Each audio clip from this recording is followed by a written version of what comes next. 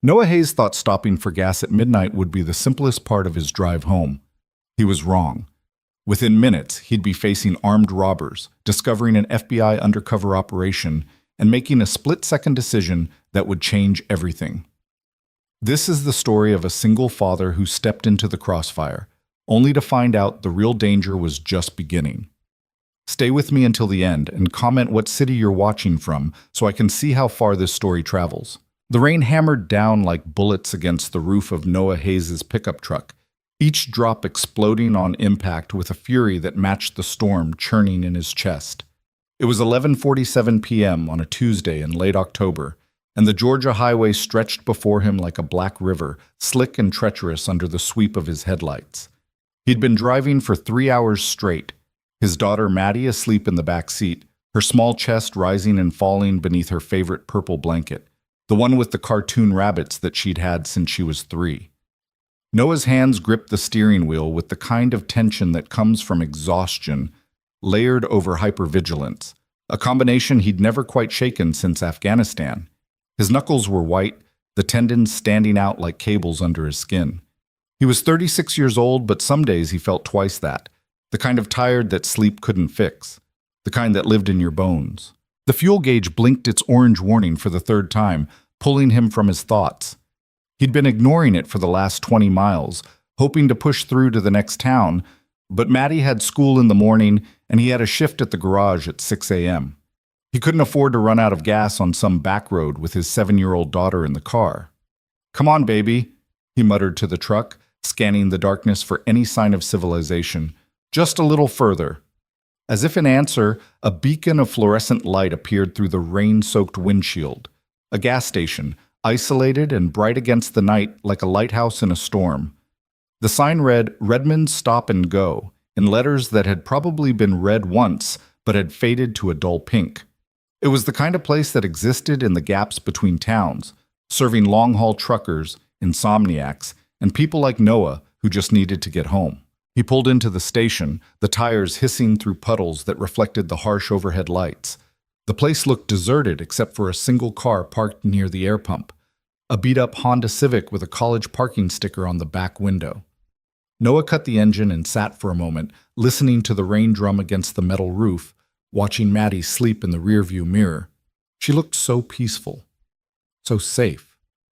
It was the only time she didn't wear that worried expression she'd developed over the last year, the one that made her look too old for 7, the one that appeared whenever she heard him on the phone with bill collectors or watched him count change for groceries.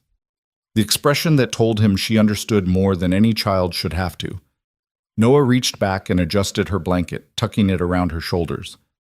"I'll be right back, baby bird," he whispered, though she couldn't hear him. It was what he always said, a promise, a prayer. He climbed out of the truck, immediately getting soaked despite the awning that extended from the building. The rain was coming down sideways now, driven by wind that tasted of ozone and autumn leaves.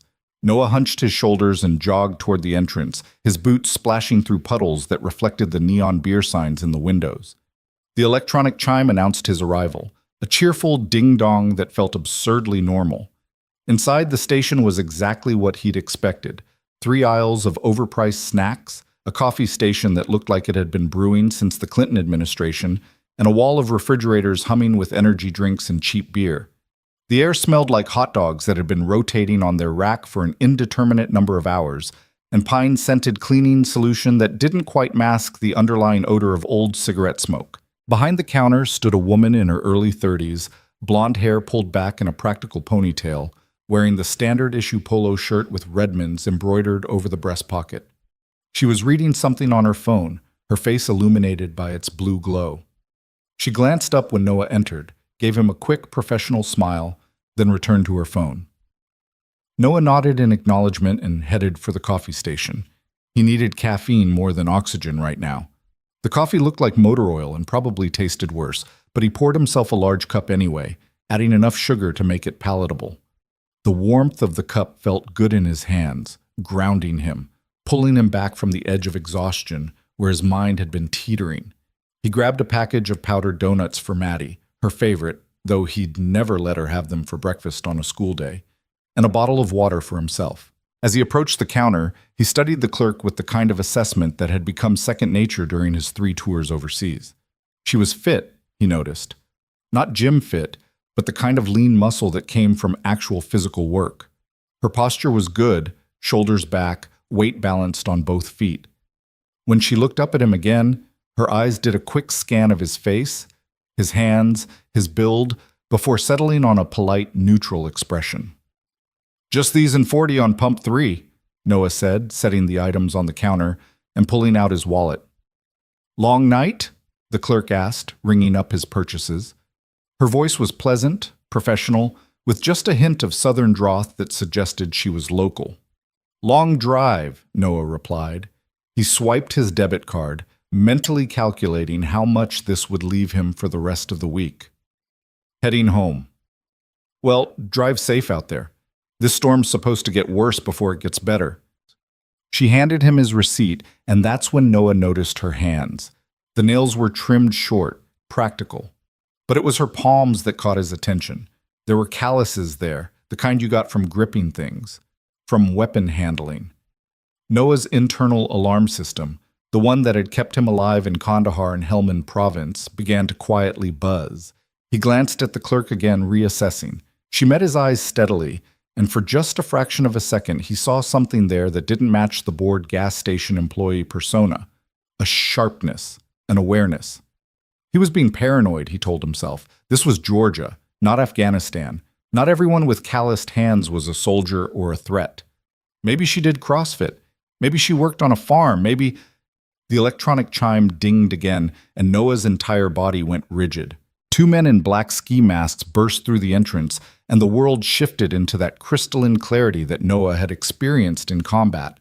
Time slowing down, detail sharpening, instincts taking over from conscious thought. The first man was approximately 6 feet tall, heavy build, wearing a black hoodie and jeans. He carried what looked like a Glock 19 in his right hand, held sideways in the grip that screamed amateur. The second man was shorter, wiry, with a silver revolver that looked like a .38 special, held more confidently, suggesting at least some familiarity with firearms. "Everybody down!" the first man screamed, his voice cracking with either adrenaline or inexperience. "This is a robbery! Down on the ground now!" Noah's mind was already running through scenarios, calculating angles and distances the way he'd been trained to do. The door was 12 feet behind him. His truck was 30 feet from the entrance. Maddie was in the truck. The clerk was 10 feet away, behind a counter that might or might not stop a bullet. The 2 men were spread apart, tactical mistake on their part, giving him multiple vectors to consider. But the thing that made Noah's blood turn to ice wasn't the guns or the masks. It was the fact that the second robber, the one with the .38, had turned immediately toward the windows, positioning himself where he could see both the parking lot and the interior of the store. They weren't amateurs looking for quick cash. This was planned. They'd positioned themselves to control the space, to prevent escape, to maintain visual contact with potential threats outside. And Maddie was outside. "I said down!" the first robber shouted, advancing toward Noah, waving his gun with the kind of jerky movements that suggested he was seconds away from accidentally pulling the trigger. "On the ground! Now!" Noah raised his hands slowly, making himself appear compliant while his mind continued to process information at light speed. He sank to one knee, then the other, lowering himself to the grimy linoleum floor that smelled like spilled soda and tracked in rain. The cold seeped through his jeans immediately. "Phone and wallet! Slide them over here!" The first robber was practically vibrating with nervous energy. "You!" He swung toward the clerk. "Open the register! All the cash! Move it!" Noah watched the clerk from his position on the floor. This was the moment that would tell him everything he needed to know. A normal person would be terrified right now, shaking, crying, fumbling with the register. The clerk did none of those things. She raised her hands, yes. She moved toward the register, yes. But her movements were too controlled, too measured. When she walked, Noah noticed her feet maintained perfect balance. Her weight distributed in a way that would allow her to move in any direction instantly. And her eyes were doing exactly what Noah's were doing, calculating, assessing, planning. She wasn't a clerk. Or rather, She was more than a clerk. "Hurry up!" the first robber yelled, slamming his gun hand on the counter. The weapon discharged with a deafening bang that made Noah's ears ring, the bullet punching through the ceiling tiles and sending a shower of acoustic material down like snow. The robber stared at his gun in shock, clearly not having meant to fire it. "Shit! Shit! Shit! Shit! Control your weapon, you idiot!" the second robber hissed from his position by the window. His voice was different, calmer, more educated. "And watch the civilian." Civilian. The military terminology wasn't lost on Noah. The clerk used the moment of distraction to hit the register release, the drawer popping open with a mechanical ding that sounded obscene in the aftermath of the gunshot. She began pulling out bills with shaking hands, and that's when Noah knew for certain she was faking. Her hands were shaking exactly enough to sell the frightened employee routine, but not so much that she couldn't grab a weapon if she needed to. Noah's eyes flicked to the security mirror mounted in the corner. In its convex reflection, he could see the second robber more clearly. The man was checking his watch, not glancing at it, but checking it deliberately, as if he was on a timeline, as if he was expecting something. This wasn't a robbery. Or rather, it was a robbery, but it was something else too, something bigger. Noah had walked into the middle of an operation, and Maddie was outside in the truck, vulnerable and alone. He had to act, but he had to be smart about it. The first robber approached the counter, a plastic bag in his free hand, gun still waving wildly. "Fill it up, all of it. I know there's more back there. Don't hold out on me." Noah shifted his weight slowly, preparing. The second robber was still watching the windows, his back partially to the interior. The first robber was focused entirely on the clerk and the cash. It was a window. A small one, maybe 5 seconds, but it was all Noah would get. He thought of Maddie sleeping in the truck. He thought of the promise he'd made at her mother's grave 2 years ago, the promise that he would always protect her, always keep her safe, no matter what. The clerk's eyes met his for a fraction of a second. And in that moment, Noah saw recognition. She knew he was military. She knew he was assessing the situation the same way she was, and somehow, impossibly, she gave him the tiniest shake of her head. "Don't," her eyes said. "Not yet." But Noah wasn't taking orders anymore. He'd stopped taking orders the day he'd come home to find his wife dead from an overdose, and his 3-year-old daughter crying in her crib, unchanged for hours. He made his own decisions now. The first robber reached for the bag of cash the clerk was holding out. His attention completely focused on the money. His gun hand dropped slightly, the barrel pointing at the floor for just a second.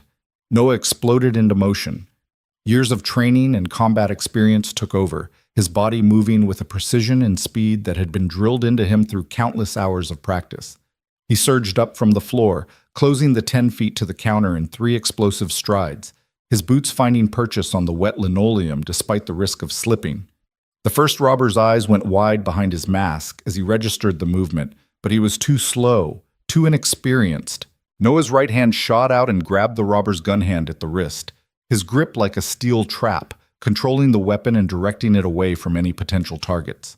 Simultaneously, his left hand came up in a palm strike that caught the robber square in the center of his masked face, snapping his head back with a sickening crack that might have been the mask's plastic framework breaking or might have been the man's nose. Noah didn't care which. The robber went down hard, his legs tangling with each other as he tried to process what had just happened. Noah maintained his grip on the gun hand, twisting it with practiced efficiency, applying pressure to the specific points that would make the fingers release their grip without him having to fight for the weapon. The Glock clattered to the floor, spinning away across the wet linoleum. "Gun!"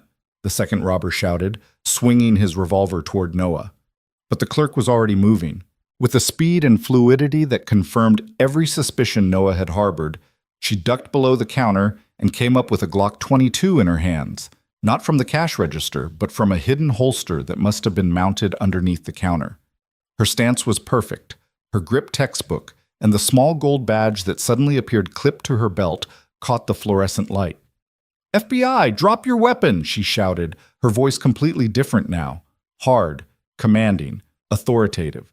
"Drop it now!" The second robber froze, his revolver caught between targets. Noah, still controlling the first robber on the ground, watched the man's eyes dart between the FBI agent and the door, calculating his odds. "Don't even think about it," the agent warned. My backup is already surrounding this location. You're done. Put the gun down and get on the ground. For a long moment, everything hung in balance. Noah could hear the rain pounding on the roof, the hum of the refrigerators, the first robber's labored breathing beneath him, and the thundering of his own heart. The second robber's finger tensed on the trigger. Noah shifted his weight, preparing to throw himself to the side, to give the agent a clear shot, but before he could move, the sound of screeching tires cut through the tension. Through the window, Noah saw a black van whip into the parking lot, hydroplaning slightly on the wet pavement. The second robber's eyes lit up. Now, he shouted. And then several things happened at once. The second robber fired, not at Noah or the agent, but at the window, the glass exploding outward in a crystalline spray. He dove through the opening, rolling as he hit the wet pavement outside. The agent fired back, two controlled shots that punched through the space where the robber had been a second before, embedding themselves in the wall. The first robber, still on the ground beneath Noah, started thrashing wildly, trying to break free. And through it all, Noah's mind was screaming one word over and over, Maddie. He released the first robber, scrambled for the dropped Glock, and sprinted for the door. Behind him, he heard the agent shouting into a radio, Suspect fleeing eastbound. Van in the lot. Move in. Move in. But he didn't stop. His daughter was in the parking lot, where gunshots had just been fired and a van had just appeared, and nothing else in the world mattered. Noah burst through the door into the rain, the Glock held low and ready, his eyes scanning for threats. The second robber was climbing into the sliding door of the van, which was already accelerating. The van's driver, a third person Noah hadn't accounted for, gunned the engine, the tires squealing as they fought for traction on the wet pavement, and the van was heading directly toward Noah's truck, toward Maddie. No! Noah roared, bringing the Glock up, his finger moving to the trigger. But he couldn't fire, not with Maddie so close, not with the risk that a bullet could penetrate the van and strike his daughter. The van swerved at the last second, missing the truck by inches, and Noah saw a small face appear in his truck's window. Maddie, awake now, her eyes wide with terror, as she watched her father standing in the rain with a gun. The van fishtailed out of the parking lot and onto the highway, disappearing into the darkness. Seconds later, 3 black SUVs with flashing blue lights roared past the gas station in pursuit, their sirens Doppler shifting as they passed. Noah stood there in the rain, the Glock lowering as his hands began to shake, the adrenaline starting to fade and leave behind a sick, hollow feeling in his gut. He looked at his truck, at Maddie's face pressed against the window, and felt something inside him crack. Freeze! Drop the weapon! Multiple voices shouted simultaneously. Noah turned slowly to find 4 FBI agents in tactical gear surrounding him, their weapons trained on his center mass. Behind them, the blonde clerk, no, the FBI agent, was emerging from the store, her badge now prominently displayed, her gun still in her hand but pointed at the ground. Stand down, she ordered her team. He's a civilian. He helped. He's holding a suspect's weapon, one of the tactical agents responded, not lowering his rifle. Noah looked down at the Glock in his hand as if seeing it for the first time. Slowly, carefully, he crouched and placed it on the ground, then raised his hands above his head. My daughter, he said, his voice rough. She's in the truck. She's 7. She's scared. Please. The blonde agent holstered her weapon and approached Noah, her eyes studying him with an intensity that made him feel like she was reading his entire life story. Your name? Noah Hayes. Military? Army. 3 tours. Afghanistan. Discharged 2019. She nodded as if this confirmed something. I'm Special Agent Lissa Monroe, FBI.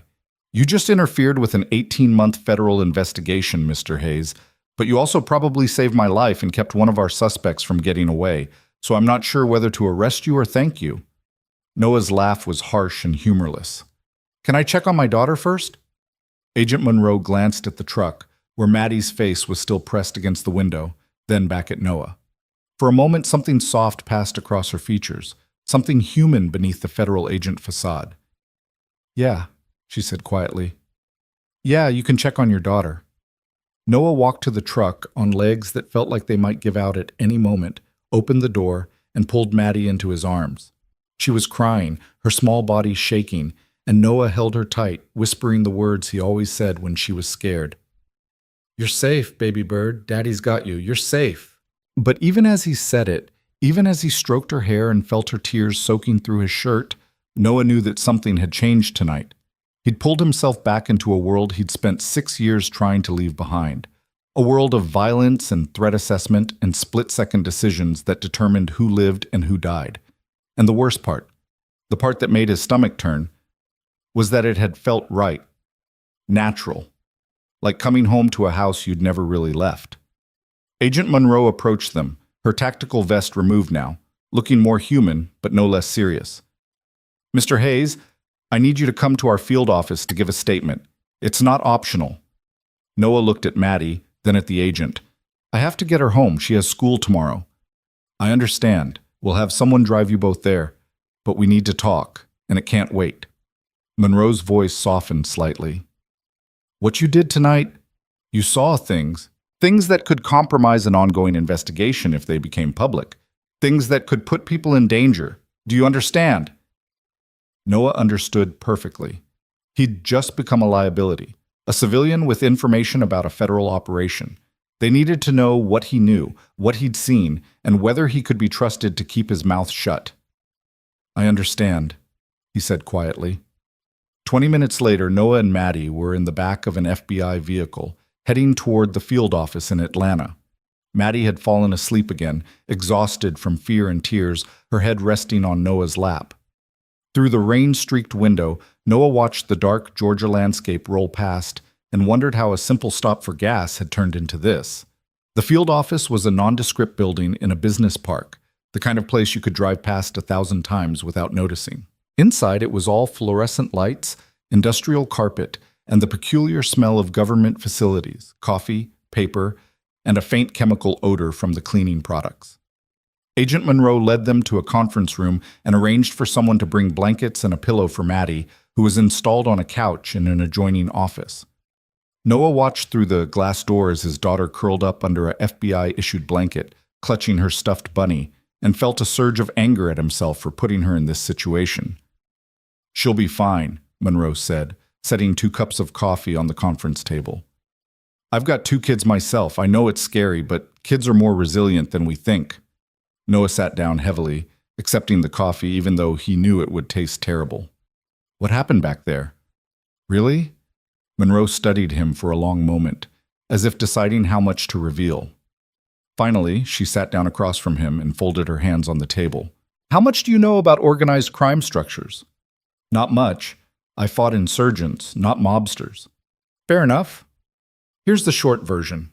For the past 18 months, my team has been tracking a money laundering operation that we believe is connected to a Mexican cartel. They've been washing drug money through a series of legitimate businesses, car washes, gas stations, restaurants. The Redmond's Stop and Go was one of their fronts." Noah's coffee cup paused halfway to his lips. "So the robbery was supposed to be the final piece of our evidence gathering. Those 2 men you encountered? Not random robbers. They work for the organization.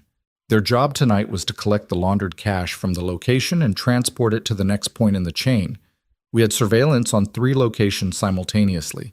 When they made their move at Redmond's, we were supposed to follow them back to the distribution hub." "And I screwed it up," Noah said flatly. "Actually, you might have improved it." Monroe leaned back in her chair. "The second suspect, the one who got away, he didn't go where we expected. He's deviating from the pattern.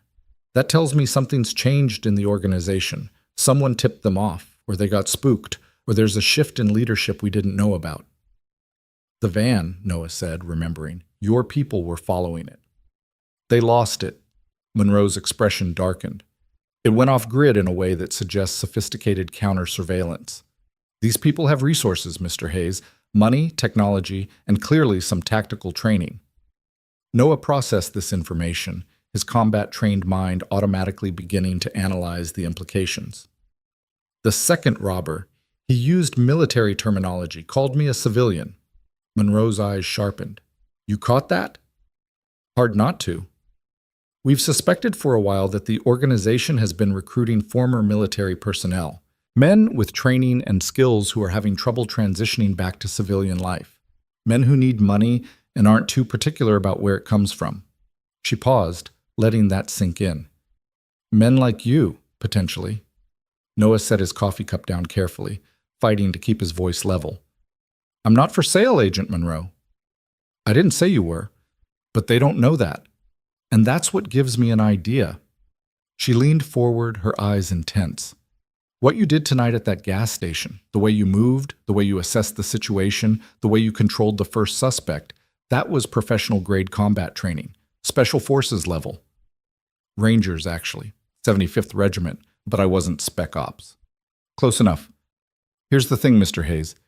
You have exactly the profile they're looking for. Veteran, combat experience, financial difficulties. How do you know about... It's my job to know. You're 3 months behind on rent, you've got medical debt from your wife's final hospitalization, and you're working 2 jobs to make ends meet. You're not doing anything illegal, but you're struggling. The kind of struggling that makes people vulnerable to recruitment. Noah felt heat rising in his face, a mixture of embarrassment and anger. Get to the point. Work with us. Let us use you as bait. We introduce you into the organization, you gather intelligence, and we take down the entire operation from the inside. The words hung in the air between them, and Noah felt a laugh building in his chest, a dark, bitter thing that had nothing to do with humor. You want me to go undercover, into a cartel organization, while raising my 7-year-old daughter alone. I want you to help us stop the people who are flooding your community with drugs, the same drugs that probably killed your wife. Monroe's voice was quiet but hard. And yes, while we're at it, you'd be compensated. Federal contractor rates. Enough to catch up on your bills and then some. Noah stood up abruptly, the chair scraping against the floor. No, absolutely not. I'm done with that life. I came home to be a father, not to fight someone else's war. This isn't someone else's war, Mr. Hayes. This is your community, your daughter's school district, the neighborhoods where you buy groceries and get gas and try to build a normal life. Monroe stood as well, matching his intensity. How many more kids are going to lose their parents to overdoses? How many more families are going to be destroyed? You have the skills to help us stop it. I also have a daughter who needs a living father, not a dead hero. Noah moved toward the door. Are we done here? Can I take my daughter home? Monroe sighed and pulled out a business card, sliding it across the table. We're done, for now. But take this. Think about what I said. If you change your mind, call me. Anytime, day or night. Noah pocketed the card without looking at it. I won't change my mind. An hour later, a FBI driver dropped Noah and Maddie off at their apartment, a 2-bedroom unit in a complex that had seen better days, located in a part of town that real estate agents called developing and residents called sketchy.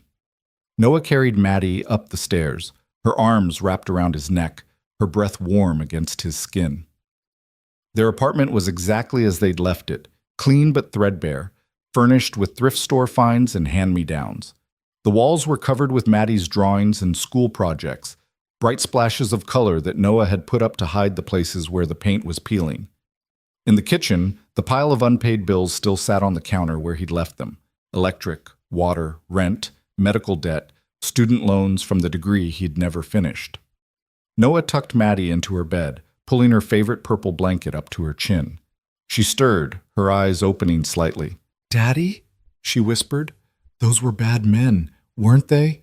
Noah's throat tightened. "Yeah, baby bird. But they're gone now. You're safe." "Are you in trouble?" God, she was too perceptive, too aware. "No, sweetheart. Everything's fine. Go back to sleep." "Promise?" "Promise." But as Noah left her room and walked into the kitchen, staring at the pile of bills that represented more money than he had any hope of paying, he wasn't sure he believed his own promise. Agent Monroe's words echoed in his head. One night's work could change everything, could save lives, could make a difference. He pulled out Monroe's business card, studying it in the dim light from the stove's hood. Special Agent Lissa Monroe, Federal Bureau of Investigation. Below that, a phone number and an email address. Noah thought about his wife, Sarah, beautiful and bright, and destroyed by the very drugs that Monroe was trying to stop. He thought about the day he'd found her, blue-lipped and cold on their bathroom floor, while their baby daughter cried in her crib down the hall. He thought about the promise he'd made at her grave, that he would never let that world touch Maddie, that he would keep her safe no matter what. But how could he keep her safe if he couldn't even keep a roof over her head? Noah crumpled the business card and threw it in the trash. Then, after a moment, he pulled it back out, smoothed it flat, and tucked it into his wallet, just in case. Outside, the storm was beginning to clear, the rain tapering off to a gentle patter. In the distance, thunder rumbled, not the violent crack of the earlier storm, but a low, ominous growl that seemed to promise more weather to come. Noah stood at the kitchen window, looking out over the parking lot of his apartment complex, and wondered if he'd really left the war behind or if he'd just been waiting for it to find him again. Somewhere across the city, Agent Lissa Monroe was probably filing reports, debriefing her team, analyzing what had gone wrong and what had gone right during the night's operation. The second suspect was still in the wind. The van had disappeared. The cartel's money laundering operation was still functioning. And a single father with combat training had just walked into the middle of it all. Noah thought about the way it had felt to move again with purpose, to make split-second tactical decisions, to be part of something bigger than himself. He thought about how wrong it was that a part of him had actually enjoyed those few seconds of action. He also thought about the number in his bank account, $127.43, and the bills on the counter that totaled thousands. He thought about Maddie's school fees and her upcoming birthday and the dentist appointment he'd been putting off because he couldn't afford the copay. The business card seemed to burn in his wallet like a live coal. Just one job, he thought, just enough to get caught up. Then I'm out for good. But Noah had been in enough combat to know that nothing was ever just one job. Every mission led to another mission. Every operation opened doors that were hard to close. Once you stepped back into that world, it had a way of claiming you. Still, as he looked at his daughter's door and thought about all the things he wanted to give her, safety, security, opportunities, a future, he couldn't help but wonder if maybe Monroe was right. Maybe this was his chance to make a real difference, to use his skills for something that mattered, to help prevent other children from losing their parents the way Maddie had lost her mother. Or maybe he was just trying to justify doing something reckless because he missed the adrenaline and the purpose and the clear, simple morality of combat, where you knew who the enemy was and what you had to do. Noah didn't know.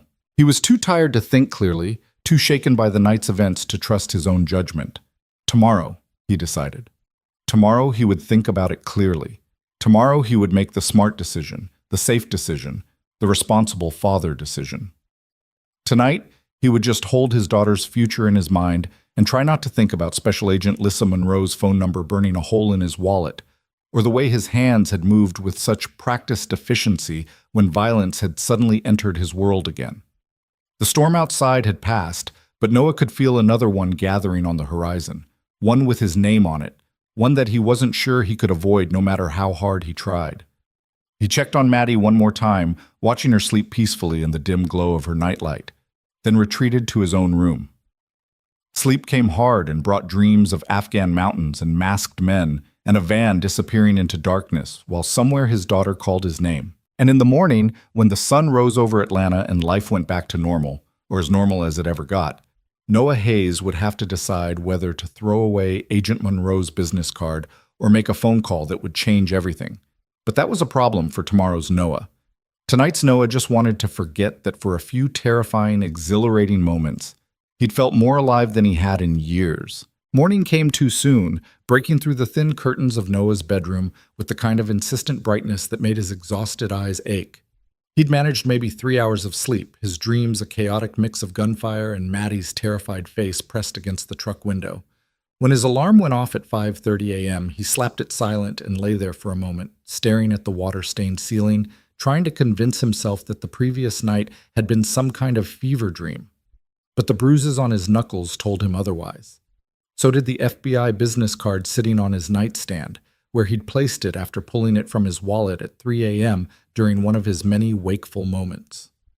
Noah hauled himself out of bed and went through the motions of his morning routine: shower, shave, instant coffee that tasted like burnt rubber. He was pulling on his work shirt, the one with Hayes embroidered over the pocket and grease stains that never quite came out, when he heard Maddie's door open. She appeared in his doorway, her purple blanket wrapped around her shoulders like a cape, her hair sticking up in directions that defied physics.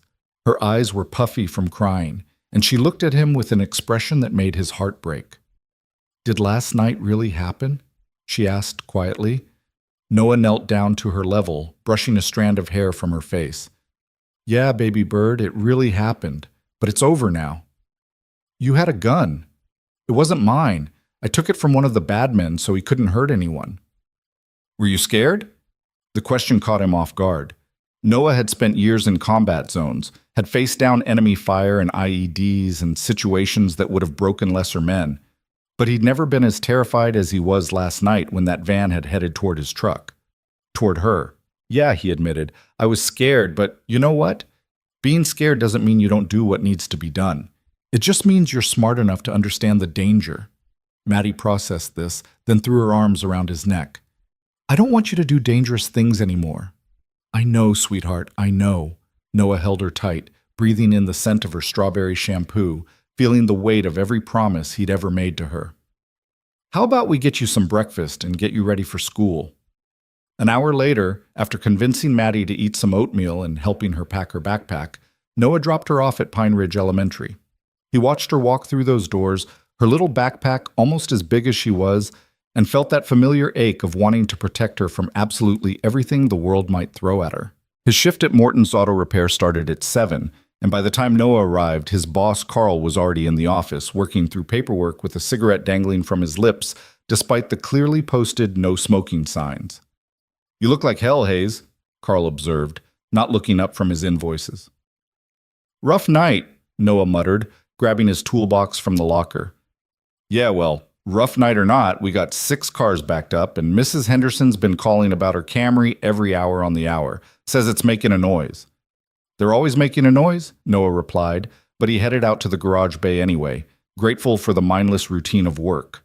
Brake jobs and oil changes didn't require him to think about FBI agents or cartel operations, or the way his hands had moved with such practiced efficiency when violence had erupted. He was 3 hours into disassembling Mrs. Henderson's Camry. The noise was a worn serpentine belt, easily fixed, when his phone buzzed in his pocket. Noah ignored it. It buzzed again.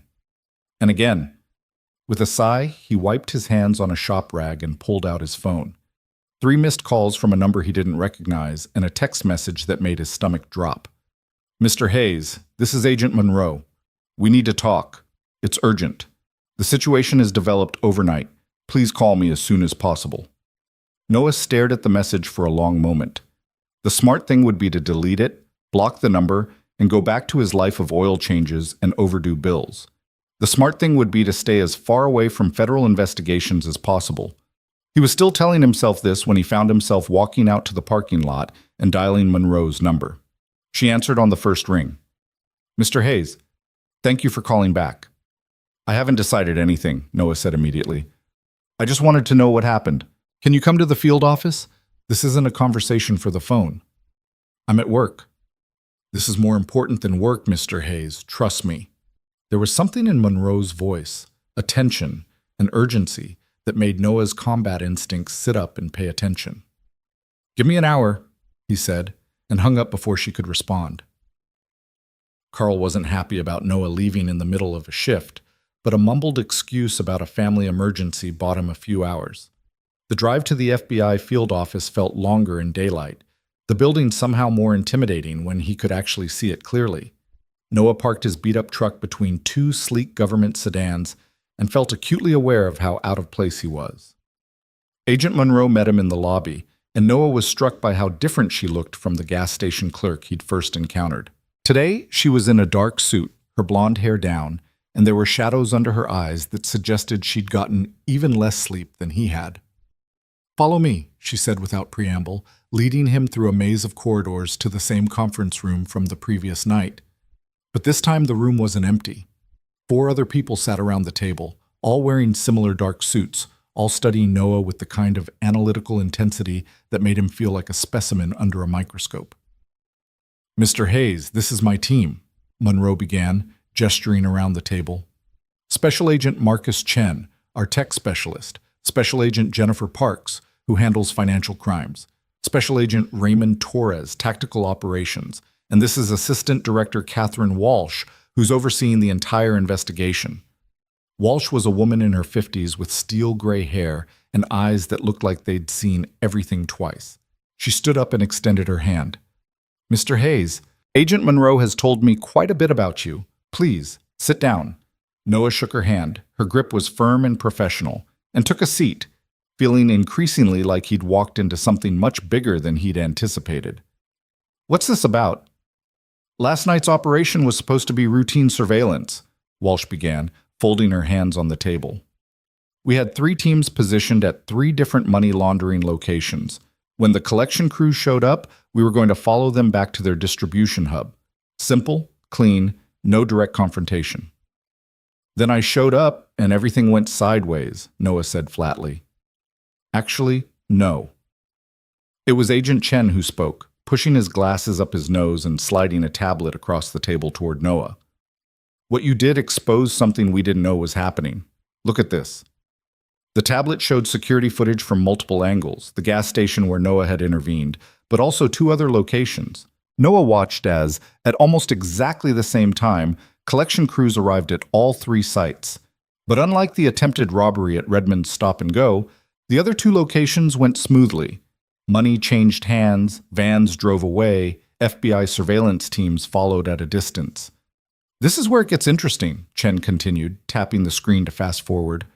All 3 vans were supposed to converge at a warehouse on the east side of the city, but look what happens.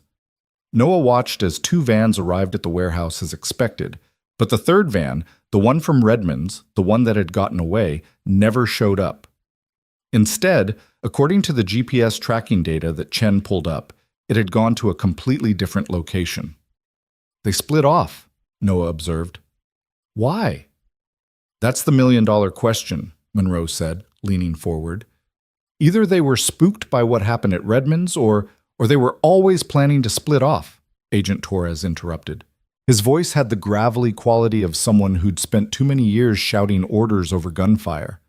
Someone's running a side operation, skimming from the main cartel. Which means we have a splinter faction, Walsh said. An internal conflict within a criminal organization is an opportunity, Noah finished. He'd seen it in Afghanistan, insurgent groups fracturing, fighting among themselves, creating openings for intelligence operations. You want to exploit the split. Walsh smiled, but it didn't reach her eyes. You're as smart as Agent Monroe said you were. Yes, Mr. Hayes, we want to exploit it. But to do that, we need someone on the inside, someone they'll trust, someone with exactly your background and profile. Noah stood up abruptly, the chair scraping against the floor. I told Agent Monroe last night, I'm not interested. I have a daughter to raise. And we have a situation that's escalating rapidly, Walsh replied, her voice hardening. Mr. Hayes, let me be blunt. That van that drove past your truck last night? The one that came within inches of your daughter? We found it this morning, burned out in an industrial park. The 2 men who were in it were executed, single gunshot to the back of the head, professional style. Noah felt his blood run cold. What are you saying? I'm saying the organization doesn't tolerate failure. I'm saying they're cleaning house. And I'm saying that sooner or later, they're going to wonder who interfered with their collection at Redmond's Stop and Go. They're going to see the security footage. We can't control every camera in that area. They're going to see a tall white male, military-bearing, combat training, taking down one of their crew. They're going to come looking for you, Agent Parks added quietly. Not today, maybe not this week, but eventually. Noah's mind was racing, calculating angles and possibilities. So what you're really saying is, I don't have a choice. Either I work with you or I'm a target anyway. We can offer you protection, Monroe said. Witness protection, relocation, new identities for both you and your daughter. But that means giving up everything, your home, your job, your entire life, starting over in some town where nobody knows you. Or, Walsh continued, you help us close this case quickly. You go in, you gather intelligence, we bring down the entire organization. 2 weeks, maybe 3 at most. Then you and your daughter can go back to your normal lives, but with enough federal contractor money to actually build a future. College fund, savings, security. Noah walked to the window, looking out over the Atlanta skyline. Somewhere out there, Maddie was sitting in her second-grade classroom, probably worrying about him, probably replaying the events of last night in her 7-year-old mind. He'd promised to keep her safe. But what did safety even mean anymore? What exactly would I have to do? He heard himself ask. The next 2 hours were a crash course in undercover operations. Agent Chen showed him the intelligence they'd gathered over 18 months, organizational charts, financial records, surveillance photos. The cartel's money laundering network was extensive, reaching throughout Atlanta and into 3 neighboring states. But the key operation, the hub that controlled everything, was a luxury car garage on the north side of the city. It's called Elite European Motors, Monroe explained, pulling up photos on the conference room screen. On the surface, it's a legitimate business catering to wealthy clients. They repair and customize high-end vehicles, Porsches, BMWs, Mercedes, but it's also a front. They use the business to wash drug money, inflate invoices, create paper trails for illegal income. And you think they're recruiting former military? Noah asked, studying the photos. The garage looked upscale, professional, not at all like what he'd imagined a cartel front would look like. We know they are, Torres said. We've identified at least 3 employees with military backgrounds. The owner, a man named Vincent Kozlov, specifically targets veterans. He offers good pay, asks few questions, and provides opportunities for people who are struggling to transition back to civilian life. People like me, Noah said quietly. Exactly like you. Single father, combat veteran, financial problems, working below his skill level. Monroe met his eyes. You're the perfect candidate, Mr. Hayes, and that's what makes you valuable to us. How would I even get in? I can't just walk up and ask for a job working for a cartel. You don't have to, Agent Park said, opening a folder and sliding it across the table. We've already laid the groundwork. 3 days ago, we placed an anonymous tip with one of Kozlov's recruiters. Information about a veteran working at Morton's Auto Repair who has the skills they're looking for and the financial desperation that makes him vulnerable. They've been watching you, Mr. Hayes. They just don't know it yet. Noah felt a chill run down his spine. You set me up. Before I even walked into that gas station, you were setting me up. We were creating an opportunity, Walsh corrected. What happened at Redmond's was unexpected, but it actually strengthens your profile. You demonstrated combat skills, tactical thinking, and a willingness to act under pressure. You're exactly what they're looking for. And what happens when they find out I'm FBI? They won't. As far as anyone outside this room is concerned, you're just Noah Hayes, struggling veteran, single dad, in over his head financially. We've created a cover identity that's 90% truth, the best kind. The only lie is what happens next. Monroe pulled out a phone, setting it on the table. This is your lifeline. It looks like a regular smartphone, but it has encrypted communication capabilities. You'll check in with me twice a day, morning and night. If you're in immediate danger, there's a panic button on the side. Press it 3 times fast, and we'll have tactical teams on your location within minutes. What about Maddie? She stays in her regular routine, Walsh said. School, home, normal life. We'll have surveillance on your apartment 24/7, but it'll be discreet. She won't know. And if something goes wrong, if they figure out what I'm doing? Nobody answered immediately, and that silence told Noah everything he needed to know. If his cover was blown, he was on his own until the cavalry arrived.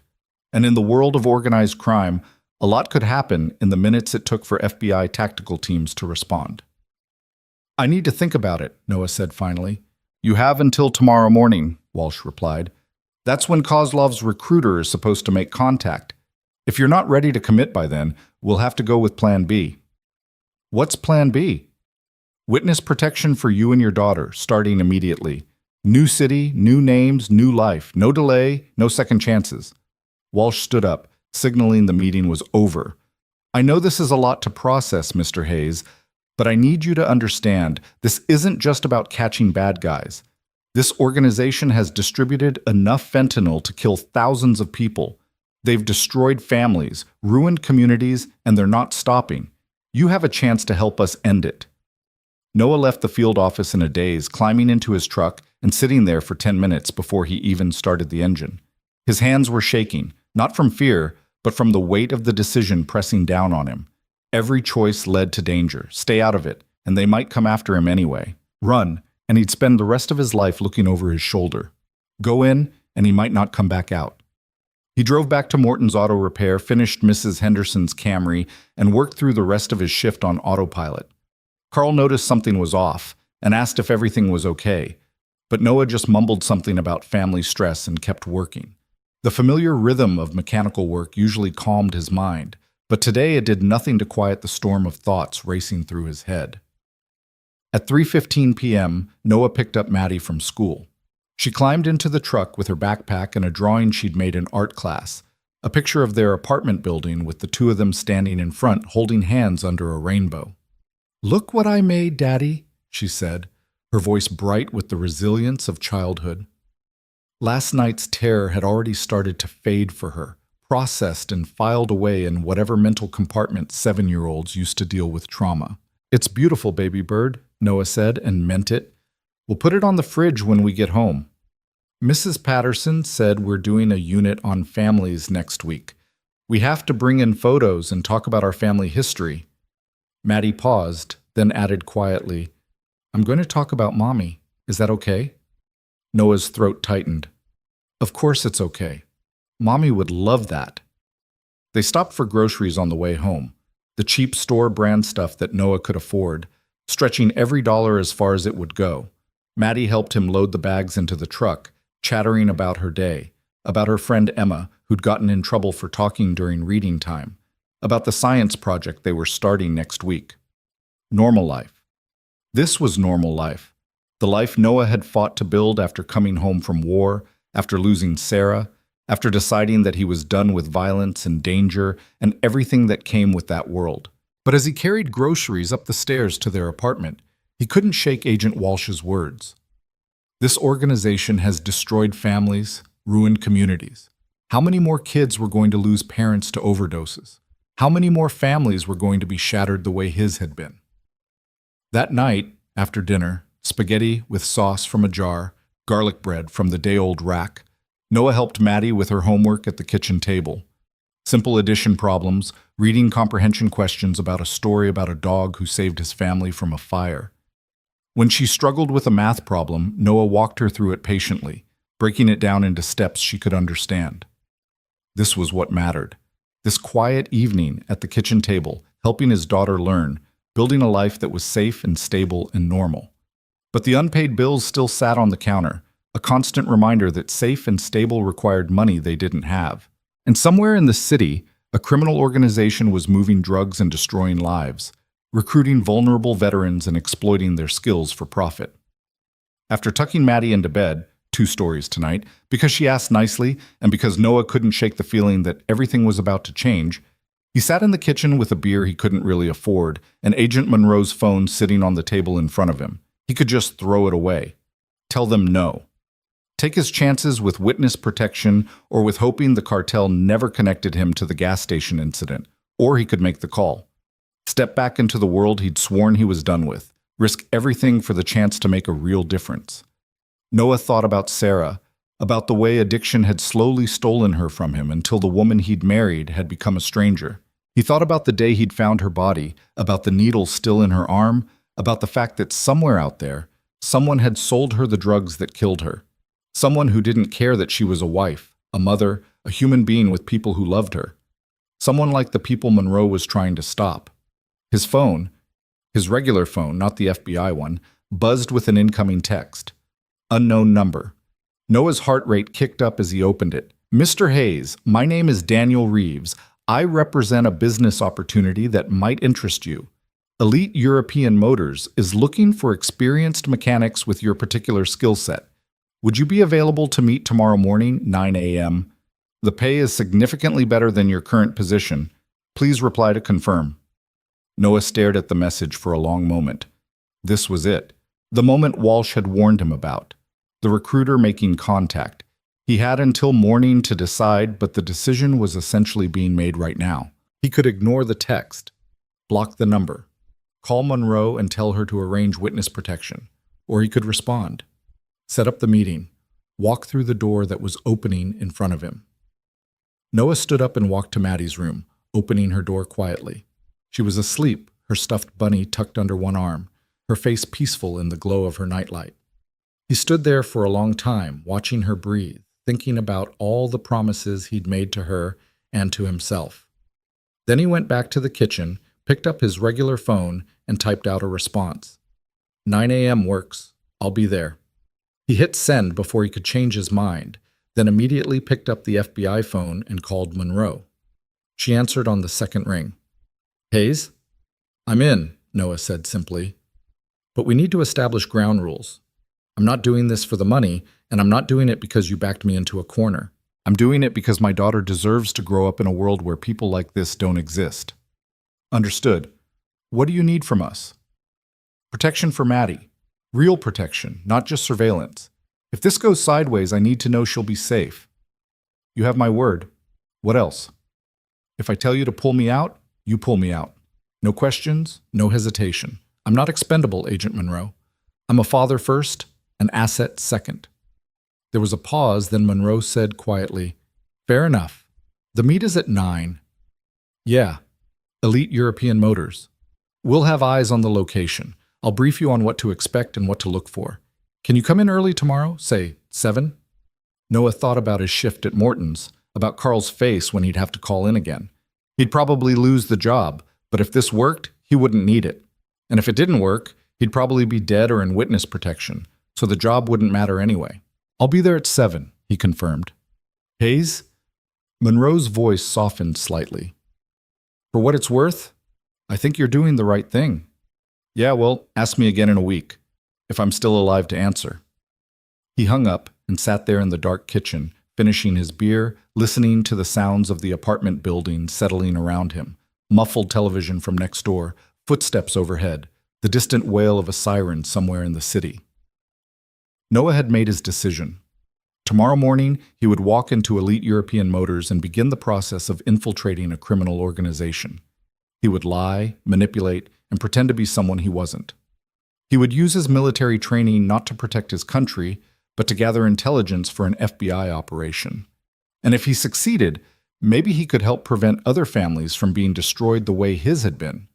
Maybe he could make Sarah's death mean something. Maybe he could build a future for Maddie that didn't involve unpaid bills and constant financial stress.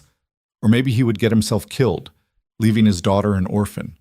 But sitting in his dark kitchen with an empty beer bottle and a pile of bills he couldn't pay, Noah realized that he'd already made his choice the moment that Van had driven past his truck at the gas station.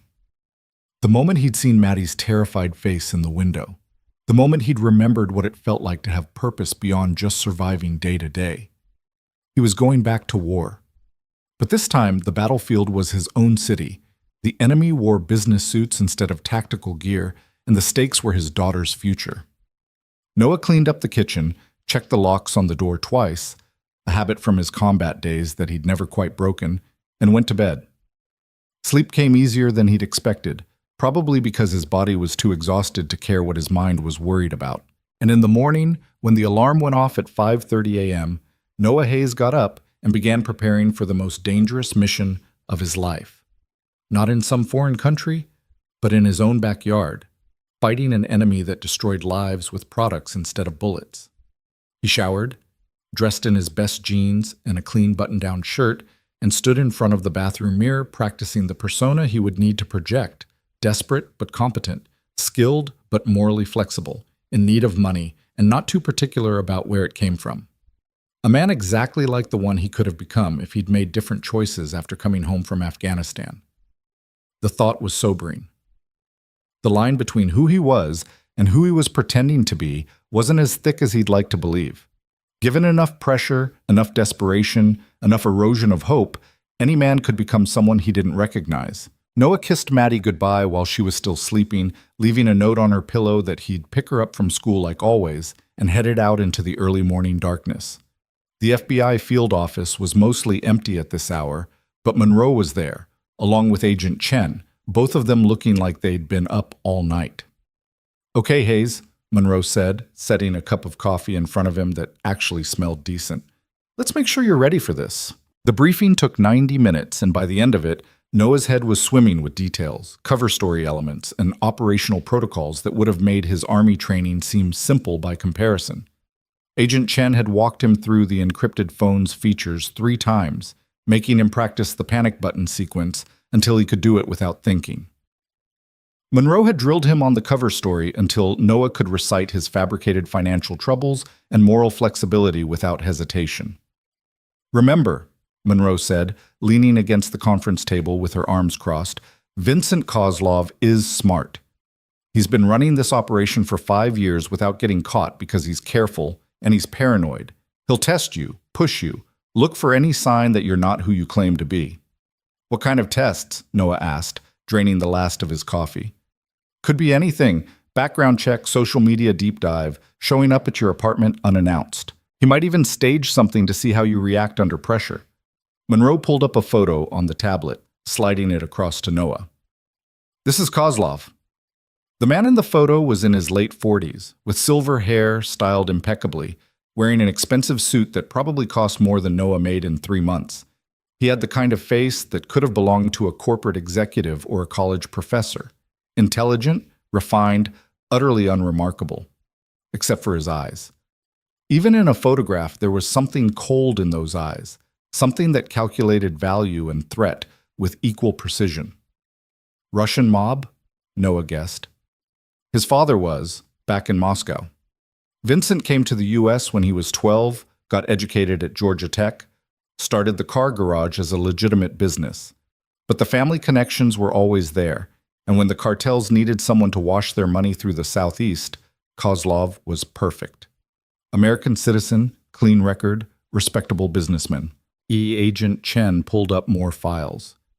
He's recruited 7 veterans that we know of over the past 2 years.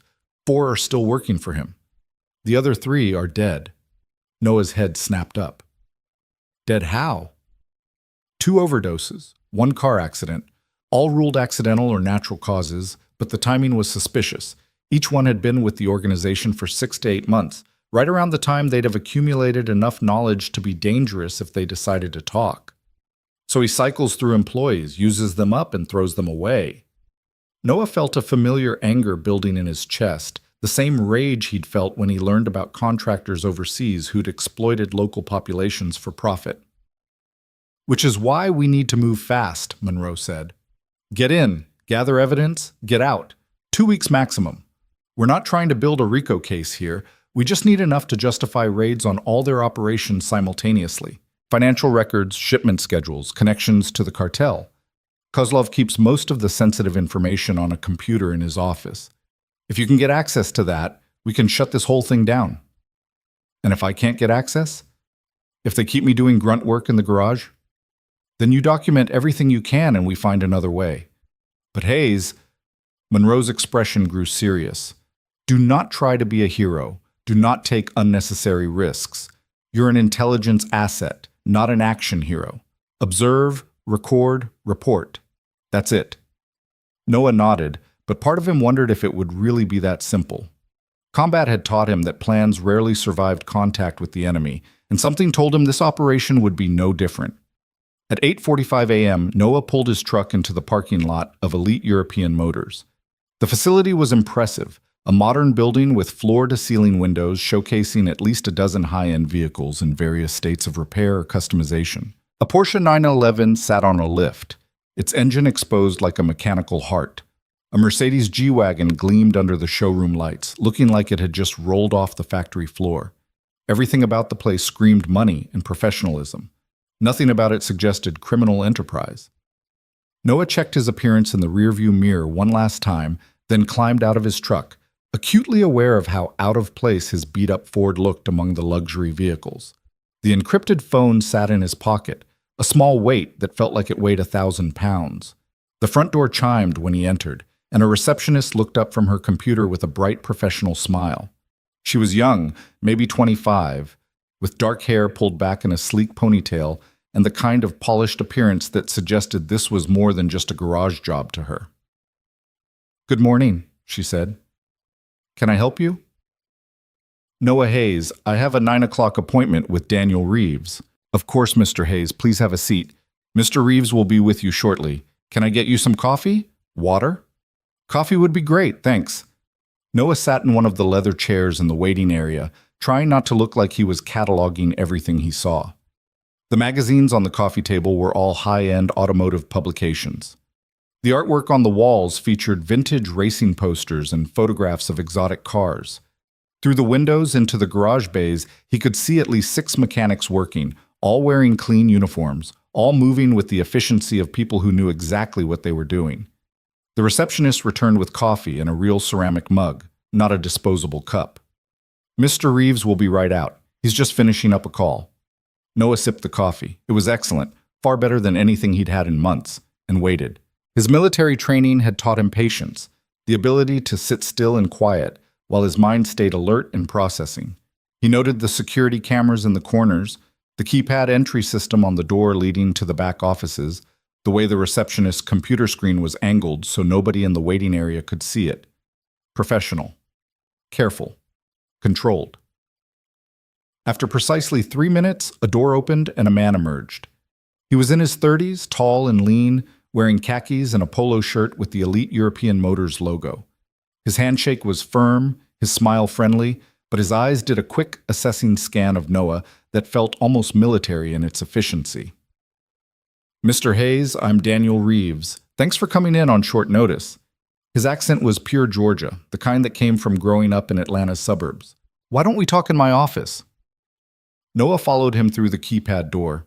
Reeves used his body to shield the code as he entered it, Noah noticed, and down a hallway lined with framed photographs of luxury vehicles and satisfied customers. Reeves's office was small but neat, with a desk, 2 chairs, and a window overlooking the main garage floor. "So," Reeves said, settling into his chair and opening a folder on his desk, "you're currently working at Morton's Auto Repair. How long have you been there?" 8 months, Noah replied, sticking to the cover story. "It's steady work, but the pay's not great, and there's no real room for advancement." "And before that?" "Army. I did 3 tours in Afghanistan with the 75th Ranger Regiment. Got out in 2019, and I've been trying to figure out the civilian thing ever since." Reeves nodded sympathetically. "Tough transition. I hear that a lot from guys with your background. The structure of military life, the sense of purpose, it's hard to find that in the regular world." "Yeah," Noah said, allowing some genuine frustration to seep into his voice. "It wasn't hard to access those feelings. They'd been real enough over the past few years. I thought I'd come home and everything would just click into place, you know? Get a job, raise my daughter, have a normal life. But normal doesn't pay the bills." "You have a daughter?" 7 years old, Maddie. She's the reason I'm here, honestly. I need to be able to provide for her, and flipping burgers or changing oil at Morton's isn't cutting it." Reeves pulled out a sheet of paper from the folder, studying it. Noah recognized it as a background check. Nothing classified, just the standard stuff any employer might pull. Credit report, work history, military service record, all of it legitimate, all of it painting the picture of a man struggling financially but with skills and experience that made him valuable. "Your service record is impressive," Reeves observed. "Combat decorations, expert marksman qualification, honorable discharge. But there's a gap here after you got out. 2 years where you weren't working at all?" This was the tricky part, the part where Noah had to sell the personal tragedy without overdoing it. "My wife died. Drug overdose. I spent those 2 years trying to keep it together for Maddie, and failing pretty badly. By the time I got my head straight, I was broke and behind on everything." "I'm sorry for your loss," Reeves said, and he actually sounded like he meant it. "That must have been incredibly difficult." "It was. It is." Noah met Reeves' eyes directly. "Look, I'm not going to pretend I'm some kind of saint. I need money, I need it badly, and I'm willing to work hard for it. If Elite European Motors can offer me more than Morton's, I'm interested. If the work comes with some moral ambiguity, I can live with that." There it was. The opening, the signal that Noah was willing to compromise his ethics for financial security. It felt dirty saying it, even as an act, but Monroe had been clear that Kozlov's organization didn't recruit Boy Scouts. Reeves leaned back in his chair, studying Noah with renewed interest. "What makes you think there's any moral ambiguity involved? We repair luxury cars. It's legitimate work." "Come on," Noah said, allowing a slight smile. You don't text a guy at 9 at night offering significantly better pay without reason. And you don't specifically target veterans with financial problems because you just really love our service to the country. Whatever this is, it's more than oil changes and brake jobs. For a long moment, Reeves said nothing. Then he closed the folder and stood up. Wait here. I need to talk to my boss. He left Noah alone in the office, and Noah used the opportunity to glance around without appearing too obvious about it. The window overlooked the garage floor, where he could now see that several of the vehicles being worked on had out-of-state plates. One bay had a BMW with its interior completely torn out, the seats and door panels stacked against the wall. Another had a Range Rover with its gas tank removed, sitting on a rolling cart. Hiding places. They were modifying vehicles to create hidden compartments for transporting drugs or money. Noah had seen similar setups in Afghanistan, where insurgents would modify vehicles to smuggle weapons and explosives. The door opened and Reeves returned, but he wasn't alone. The man who followed him into the office was Vincent Kozlov, looking exactly like his photograph, but somehow more imposing in person. He wore a charcoal suit that probably cost 5 figures, and he moved with the confidence of someone who owned every room he entered. "Mr. Hayes," Kozlov said, his accent carrying just a hint of his Russian origins. "Daniel tells me you are interested in working for us. I wanted to meet you personally before we proceed." Noah stood and shook Kozlov's hand, noting the firm grip and the way Kozlov's eyes studied him with an intensity that felt like being X-rayed. "I appreciate the opportunity, Mr. Kozlov. Please sit. Let's talk frankly, shall we?" Kozlov took Reeves's chair while Reeves stood by the door, arms crossed. "You're a ranger. You've seen combat. You understand operational security and the importance of discretion. These are valuable qualities in an employee." "They are," Noah agreed carefully. "You also understand that in certain situations, traditional morality becomes complicated. In war, you do what's necessary to complete the mission and protect your team, yes?" "Yes." "I run a similar operation here. We do what's necessary. We protect our team, and we compensate our people very well for their loyalty and discretion." Kozlov leaned forward slightly. "The question is whether you're the kind of man who can compartmentalize. Can you do a job that might conflict with traditional legal boundaries, go home to your daughter, and sleep at night?" This was the moment, the final test before they either brought him in or sent him away. Noah thought about Sarah, about the drugs that killed her, about every life destroyed by the products this organization moved. And he channeled all of that into his response. "Mr. Kozlov, I watched friends die in Afghanistan protecting poppy fields because that's what the mission required. I've done things I'm not proud of because my commanding officer told me it was necessary for the greater good. I came home to find my wife dead from drugs I couldn't afford to help her beat, and now I'm raising a little girl on wages that won't even cover rent." Noah's voice was hard now, controlled anger giving his words weight. "Can I compartmentalize? I've been compartmentalizing my whole adult life. The only question is whether you're offering me enough money to make it worth my while." Kozlov studied him for another long moment, then smiled. It didn't reach his eyes. "I like you, Mr. Hayes. You're honest about your motivations. Too many people try to pretend they're something they're not." He stood up, buttoning his suit jacket. "We'll start you at $75,000 annually, plus performance bonuses, health insurance, dental, and a benefits package that I think you'll find very attractive.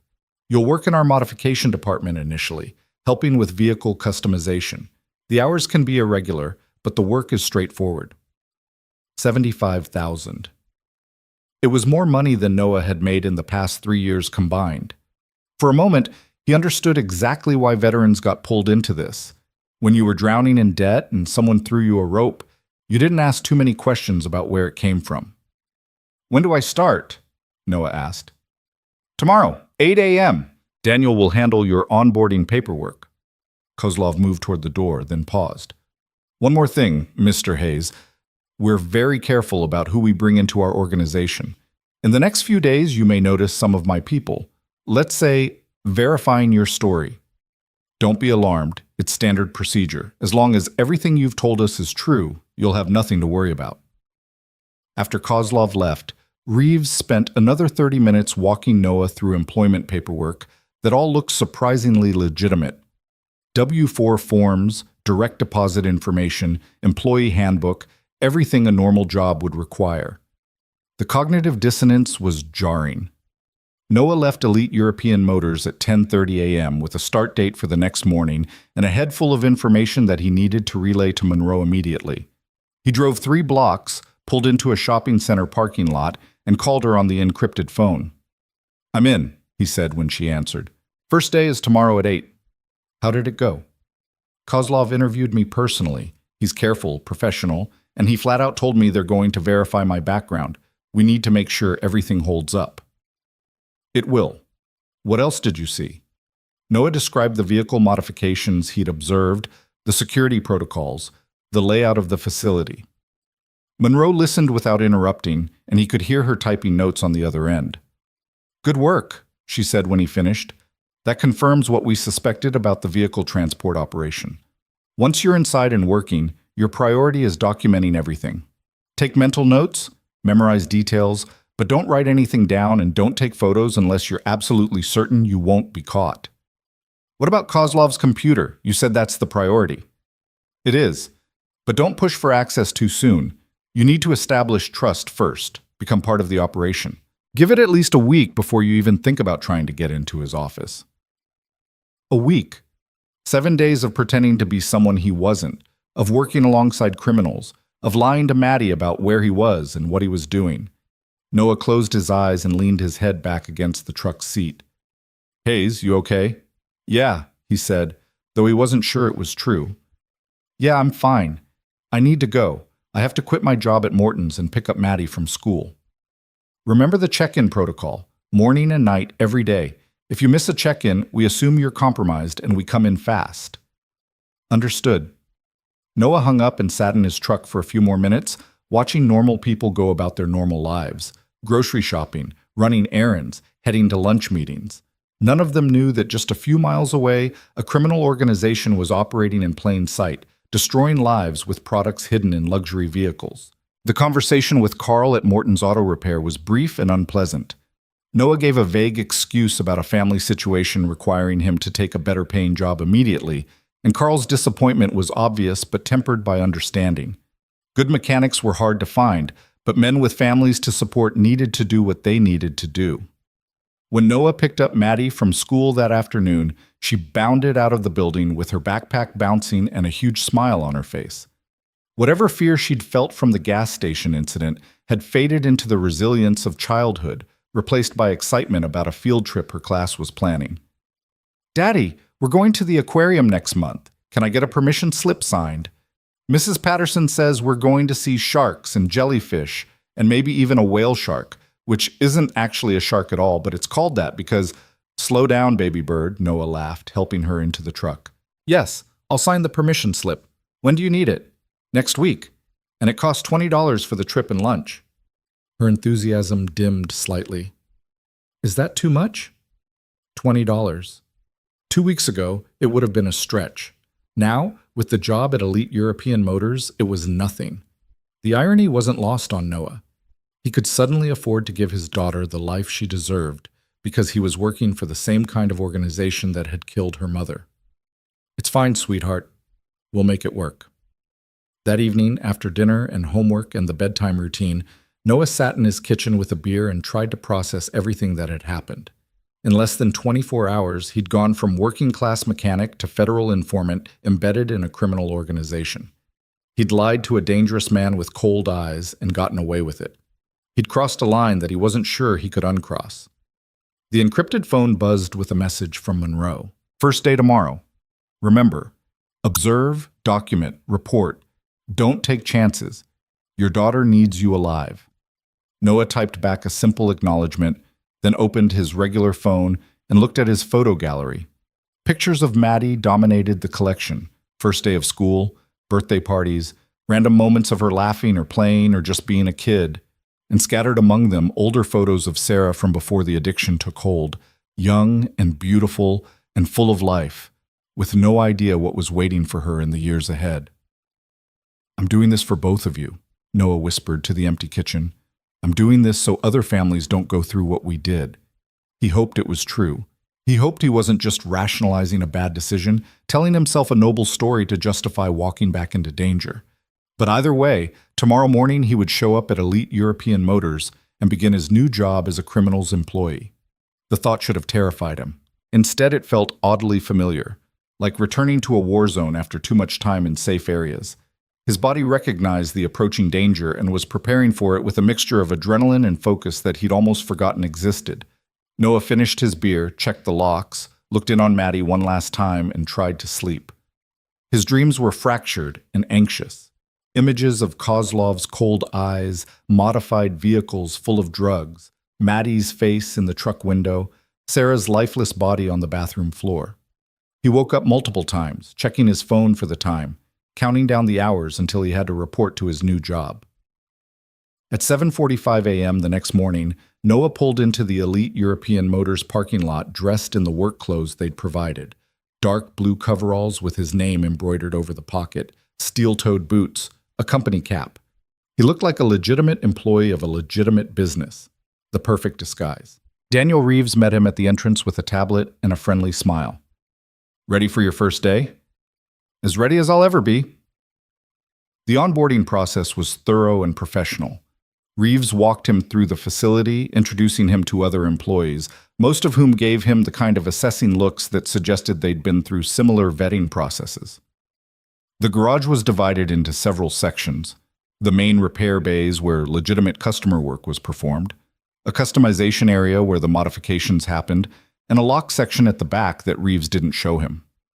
"That's storage and administrative," Reeves explained when Noah's eyes lingered on the locked doors. "You'll get access once you've been here a while, and Mr. Kozlov is satisfied with your work."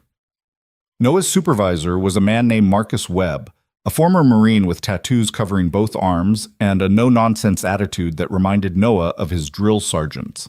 Webb was in his early 40s, built like someone who still worked out religiously, and he made it clear from the start that he didn't tolerate laziness or stupidity. "Your job is simple," Webb explained, leading Noah to a bay where a Cadillac Escalade sat with its entire interior removed. "We modify vehicles for clients who need specialized storage capabilities. You'll help with fabrication, installation, and testing. The work needs to be invisible. Anyone looking at these vehicles shouldn't be able to tell they've been modified. That means attention to detail and quality craftsmanship." "Questions?" "What are we storing?" Noah asked, playing the role of someone who wanted to know exactly what he was getting into. Webb's smile was thin. "Nothing you need to worry about. Could be valuables, could be documents, could be whatever the client needs stored discreetly.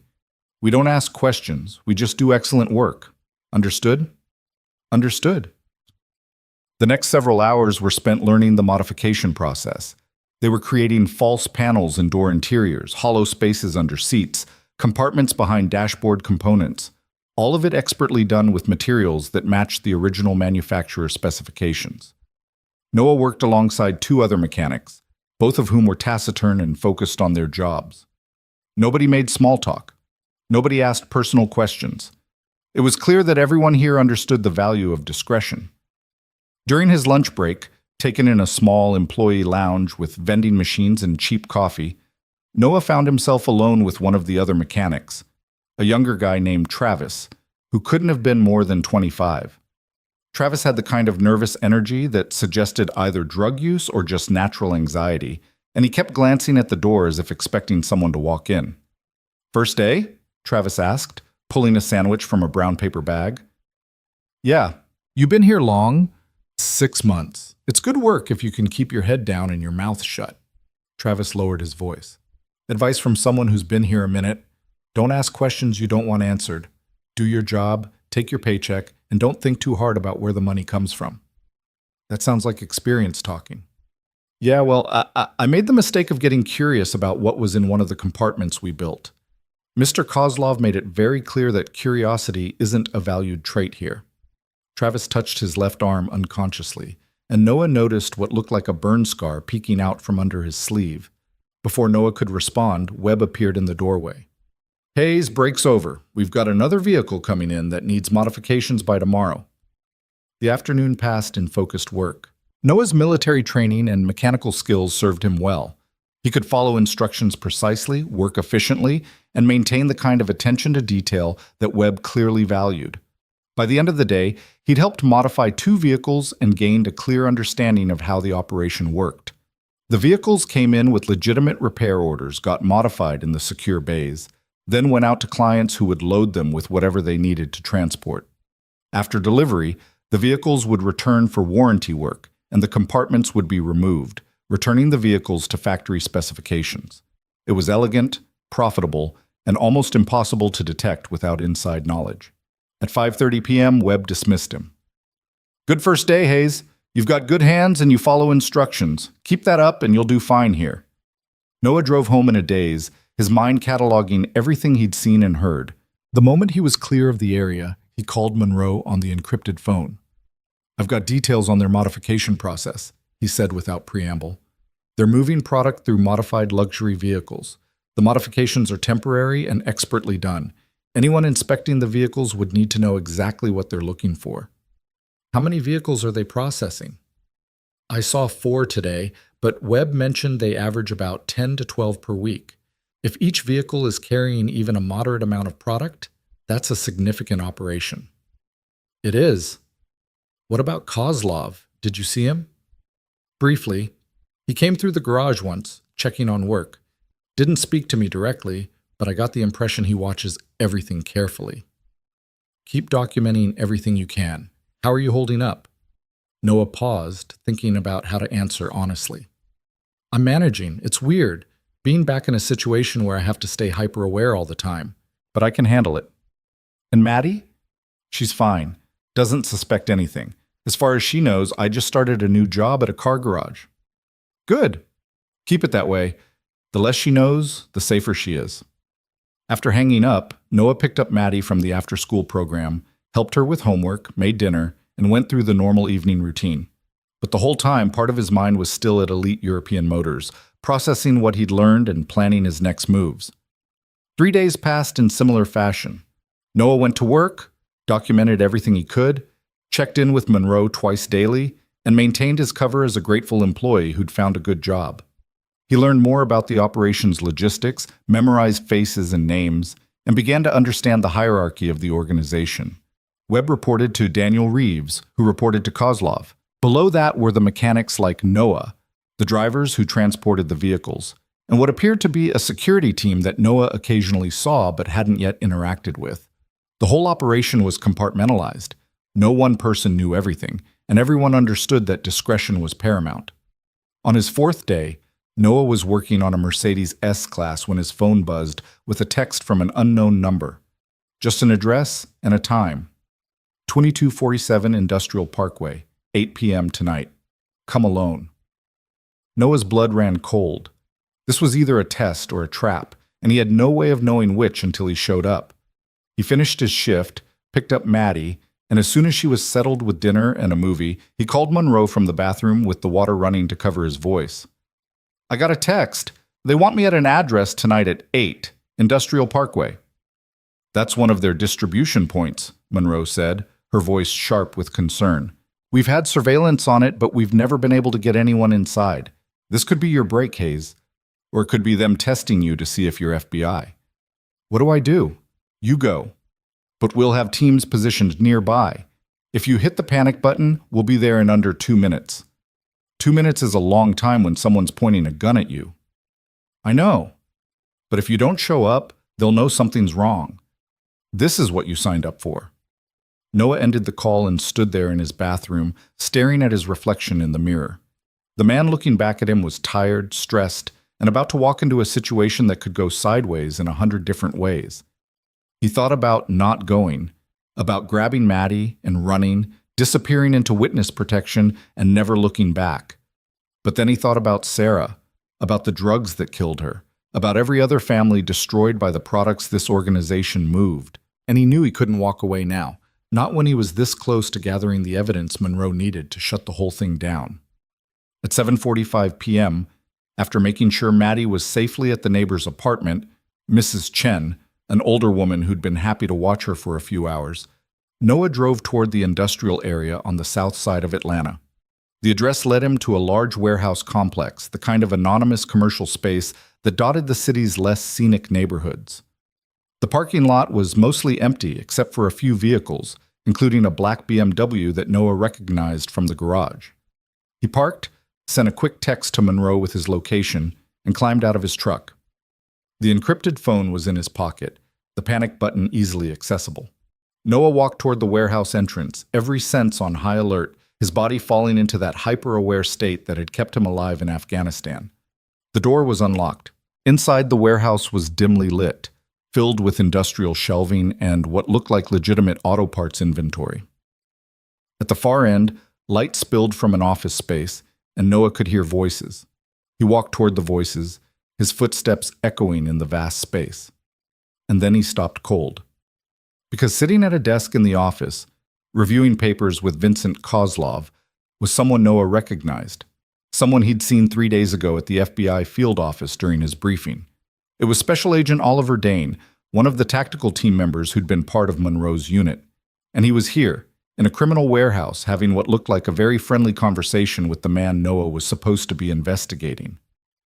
Noah's mind raced through possibilities. Undercover operation within an operation? Deep cover assignment Monroe hadn't told him about?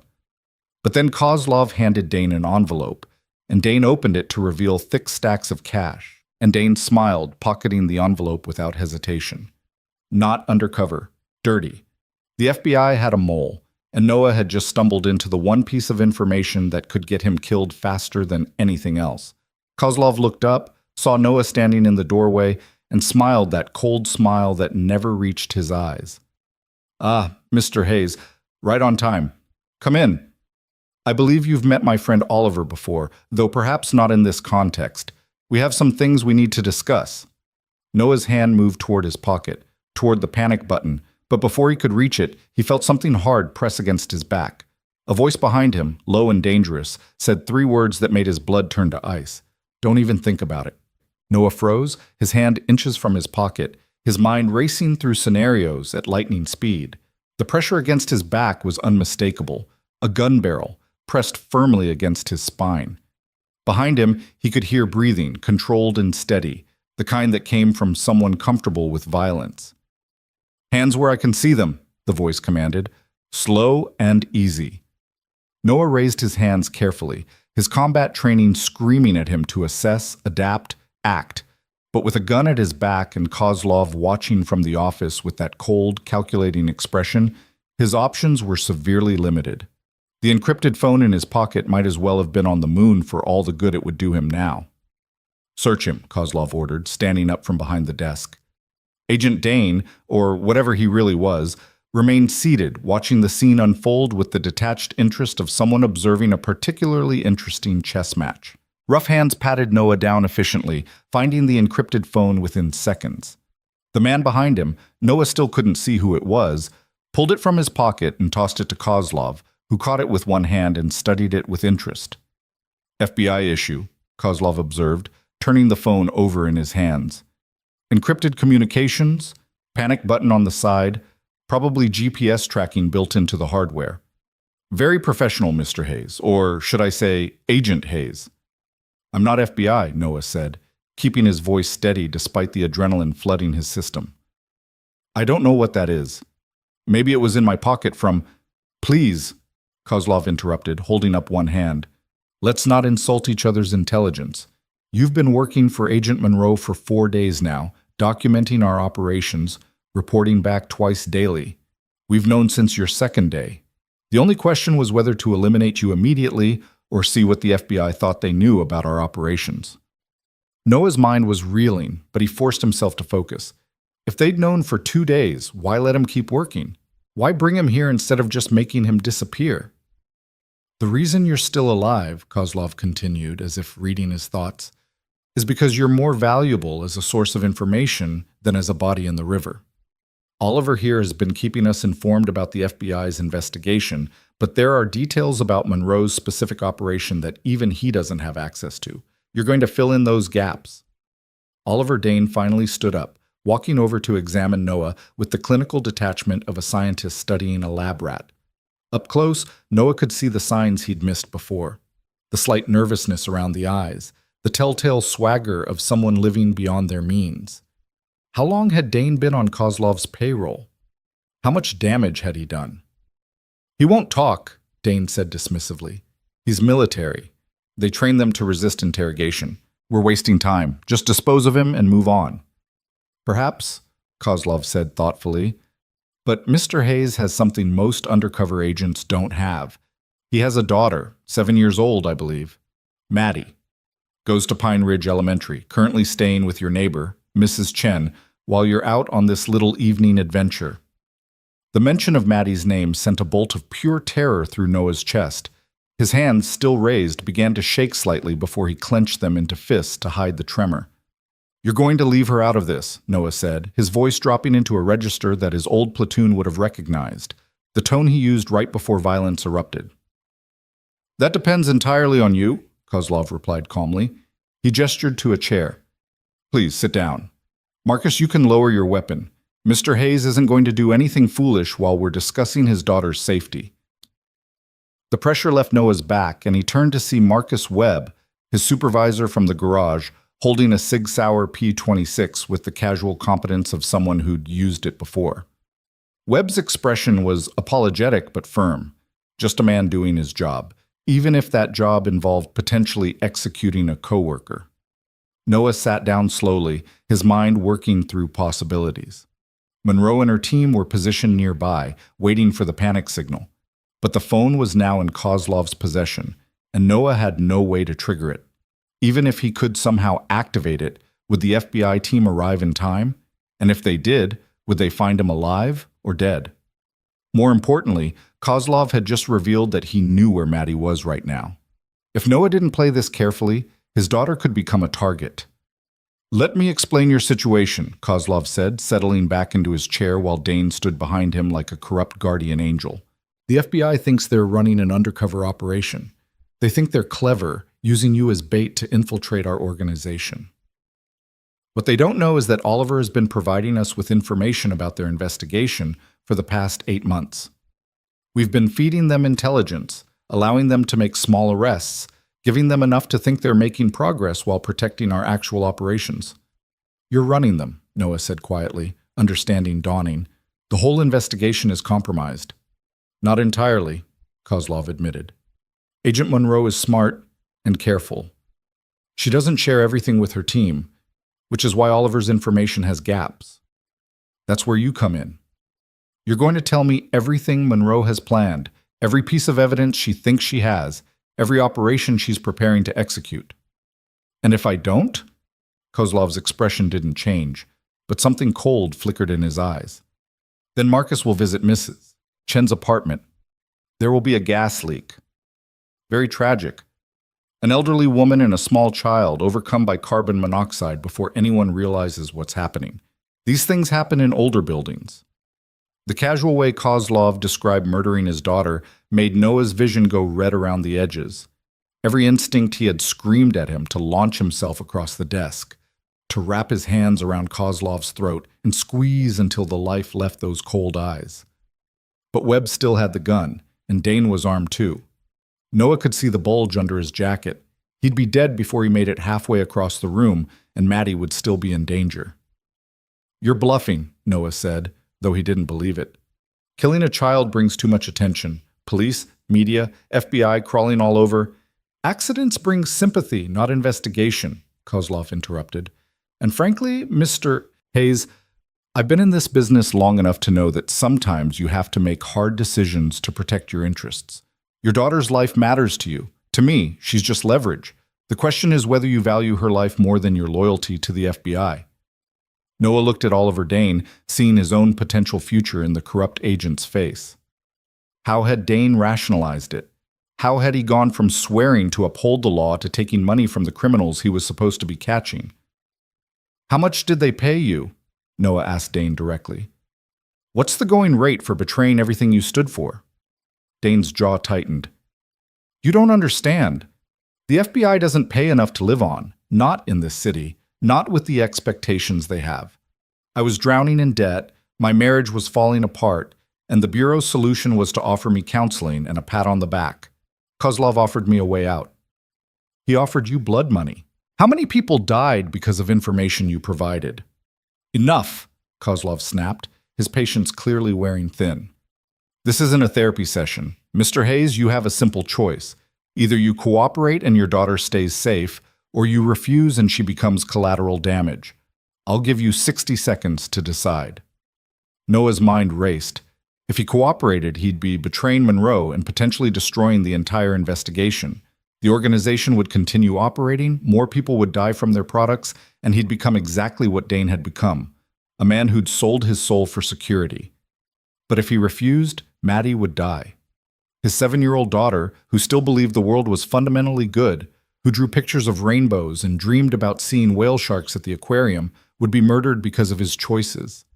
There was no good option. There was only varying degrees of terrible. I need proof, Noah said finally, his voice hoarse. Proof that you can actually get to her. For all I know, the FBI has already moved her to a safe location. Kozlov smiled and pulled out his phone, tapping the screen a few times before turning it to show Noah. It was a live security feed. Noah recognized it as coming from the nanny cam Mrs. Chen had mentioned keeping in her living room. The image showed Maddie sitting on Mrs. Chen's couch, watching TV and eating popcorn, completely unaware that she was being monitored by the man threatening her life. The timestamp showed it was current, live footage. We've had access to Mrs. Chen's network for 2 days, Kozlov explained. We've been watching your daughter, learning her routine, identifying vulnerabilities. The FBI surveillance team outside your apartment building is focused on the entrances and exits. They're not watching Mrs. Chen's apartment 3 floors up. It would take us less than 5 minutes to get someone inside. Noah stared at the image of his daughter, so innocent and unaware, and felt something break inside him. He'd survived 3 tours in Afghanistan. He'd survived losing his wife. He'd survived 6 years of struggling to build a normal life. But this, watching his daughter's life being used as leverage while she ate popcorn and watched cartoons, this might finally be the thing that destroyed him. What do you want to know? Noah asked quietly, defeat heavy in his voice. Kozlov leaned forward, satisfaction gleaming in his cold eyes. Everything. Start with what Monroe has told you about the investigation's scope. How many agencies are involved? What evidence do they think they have? What operations are they planning? Noah took a breath, preparing to betray everything he'd been working for, when suddenly the warehouse lights went out. Not flickering, not dimming, completely out, plunging the space into absolute darkness. In that moment of confusion, Noah's combat training took over. He dropped from the chair and rolled left, away from where Webb had been standing. Gunfire erupted, muzzle flashes providing brief snapshots of illumination. Webb was firing where Noah had been sitting. Dane was drawing his weapon, spinning toward the entrance. And through the darkness, Noah heard a voice he recognized, Monroe, shouting with tactical authority. FBI, everybody down, drop your weapons! Flashlight beams cut through the darkness as FBI tactical teams poured into the warehouse. Noah stayed low, crawling toward the office wall, trying to put solid cover between himself and the gunfire. More shots rang out, Webb firing at the advancing agents, Dane scrambling for the back exit. Kozlov had disappeared in the chaos. Noah heard Monroe's voice again, closer now. Hayes, if you can hear me, stay down. I'm behind the desk, Noah shouted back. Webb has a SIG. Dane's armed. Kozlov went toward the rear of the building. Tactical lights swept across the office space. Noah saw Webb silhouetted against the glare, still trying to aim at the advancing agents. Then a precise 3-round burst from one of the tactical team's weapons dropped him. Webb went down hard, the SIG clattering away across the concrete floor. Clear! 1 suspect down! An agent called out. We've got a runner in the back, another voice reported. Male, white, expensive suit. Looks like our primary target. Monroe appeared at the office doorway, her weapon drawn, her eyes scanning for threats before settling on Noah. You okay? I'm fine. Maddie, they were watching her through Mrs. Chen's nanny cam. They threatened, We've got teams moving on your apartment building right now, Monroe said, pulling him to his feet. As soon as we saw Kozlov's security hack on the camera feed, we moved up the operation timeline. Your daughter is being moved to a secure location as we speak. Relief flooded through Noah so intensely that his knees nearly buckled. How did you know?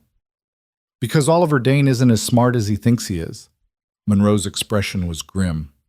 We've known he was compromised for 3 weeks. We've been feeding him false information and monitoring what he passed along to Kozlov. When they texted you tonight, we knew it was a trap. We just needed to let it play out long enough to catch them in the act. You used me as bait, Noah said, anger starting to replace relief. Without telling me. We used everyone as bait, Hayes, including myself. Do you think I didn't know there was a mole in my team? The only way to catch a traitor is to make them think they're winning.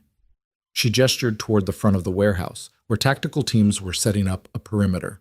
Come on, we need to get you out of here and reunited with your daughter. What about Kozlov and Dane?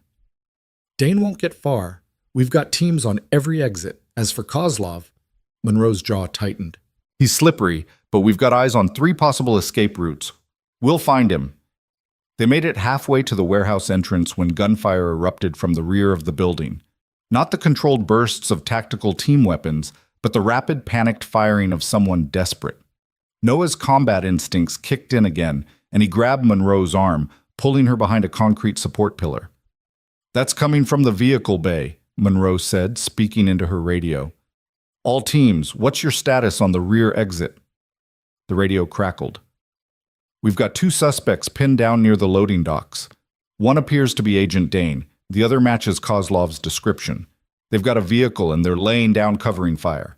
Do not let them reach that vehicle, Monroe ordered. Use non-lethal measures if possible, but stop them. More gunfire, shouting, the screech of tires on concrete.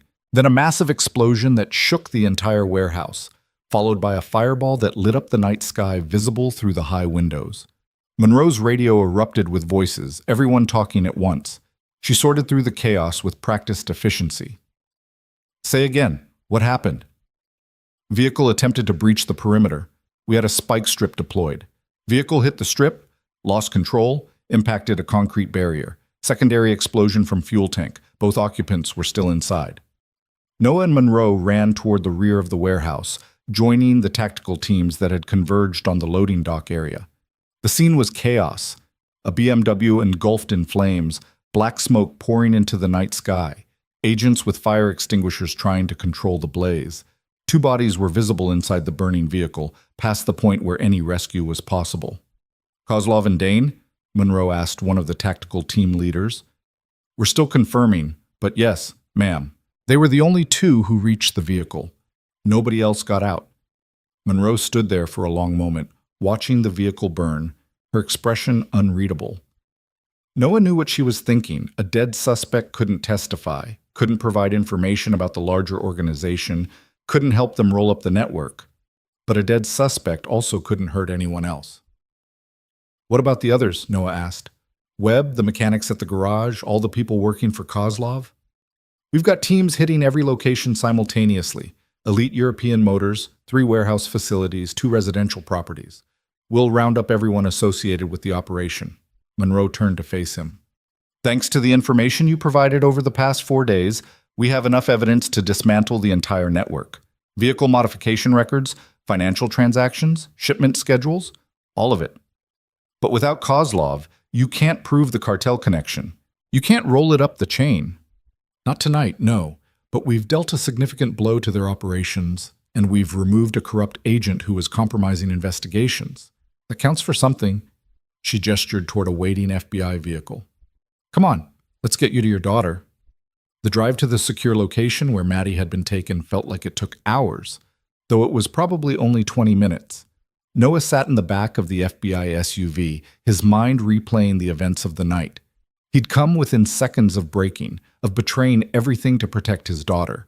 Would he have done it? If Monroe's team hadn't arrived when they did, would Noah Hayes have become the next Oliver Dane? He wanted to believe he would have found another way, some clever solution that saved both Maddie and the investigation. But honest self-assessment, the kind the Army had drilled into him, forced him to admit the truth. He would have told Kozlov everything, without hesitation, without regret. Because at the end of the day, Maddie was his world, and no mission, no matter how important, was worth losing her.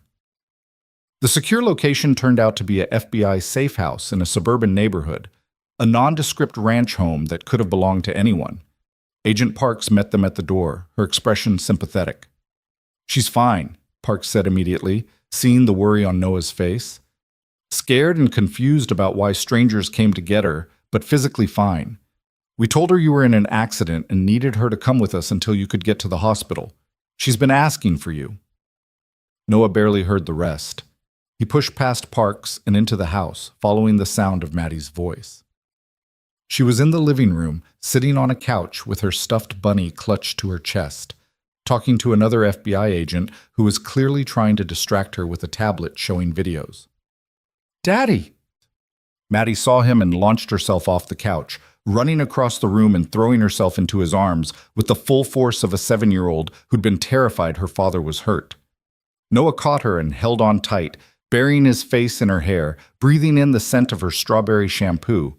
His hands were shaking again, but this time from relief so intense it felt like physical pain. "I'm okay, baby bird," he whispered. "I'm right here. I'm okay." "The lady said you were in an accident. She said you were at the hospital. Are you hurt?" Maddie pulled back to examine his face, her small hands touching his cheeks as if checking for injuries. "I'm fine. There was a situation at work, but I'm not hurt. And you're safe. That's all that matters." "Why did those people come to get me? I was watching TV with Mrs. Chen, and then they came and said we had to go right away, and Mrs. Chen was scared and—" "I know, sweetheart. I'm sorry you were scared. But it's over now. Everything's going to be okay." Monroe appeared in the doorway, giving Noah a moment before clearing her throat softly. "Mr. Hayes, we need to debrief while events are still fresh. Agent Parks can stay with Maddie if—" "No." Noah's voice was firm. "I'm not leaving her again tonight. Whatever you need can wait until morning, or you can ask your questions while I'm sitting right here with my daughter." Monroe studied him for a moment, then nodded. "Fair enough. Parks, can you get Maddie set up in one of the bedrooms? Maybe find her something to watch on TV while Mr. Hayes and I talk?" It took some convincing, but Maddie eventually agreed to go with Agent Parks, extracting a promise from Noah that he would come check on her in 10 minutes.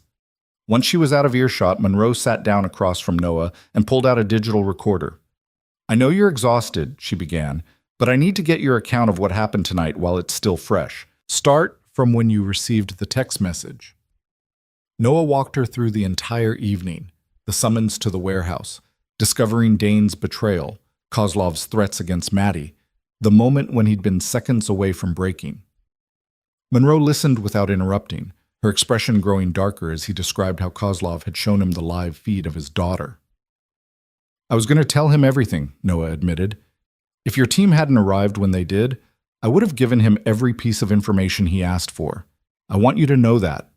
I want it on the record." "I understand," Monroe said quietly. "And for what it's worth, I would have done the same thing in your position. Our job is to catch criminals, but we're human beings first. No one would fault you for protecting your daughter." Dane faulted himself for a lot less than that. How long had he been on Kozlov's payroll?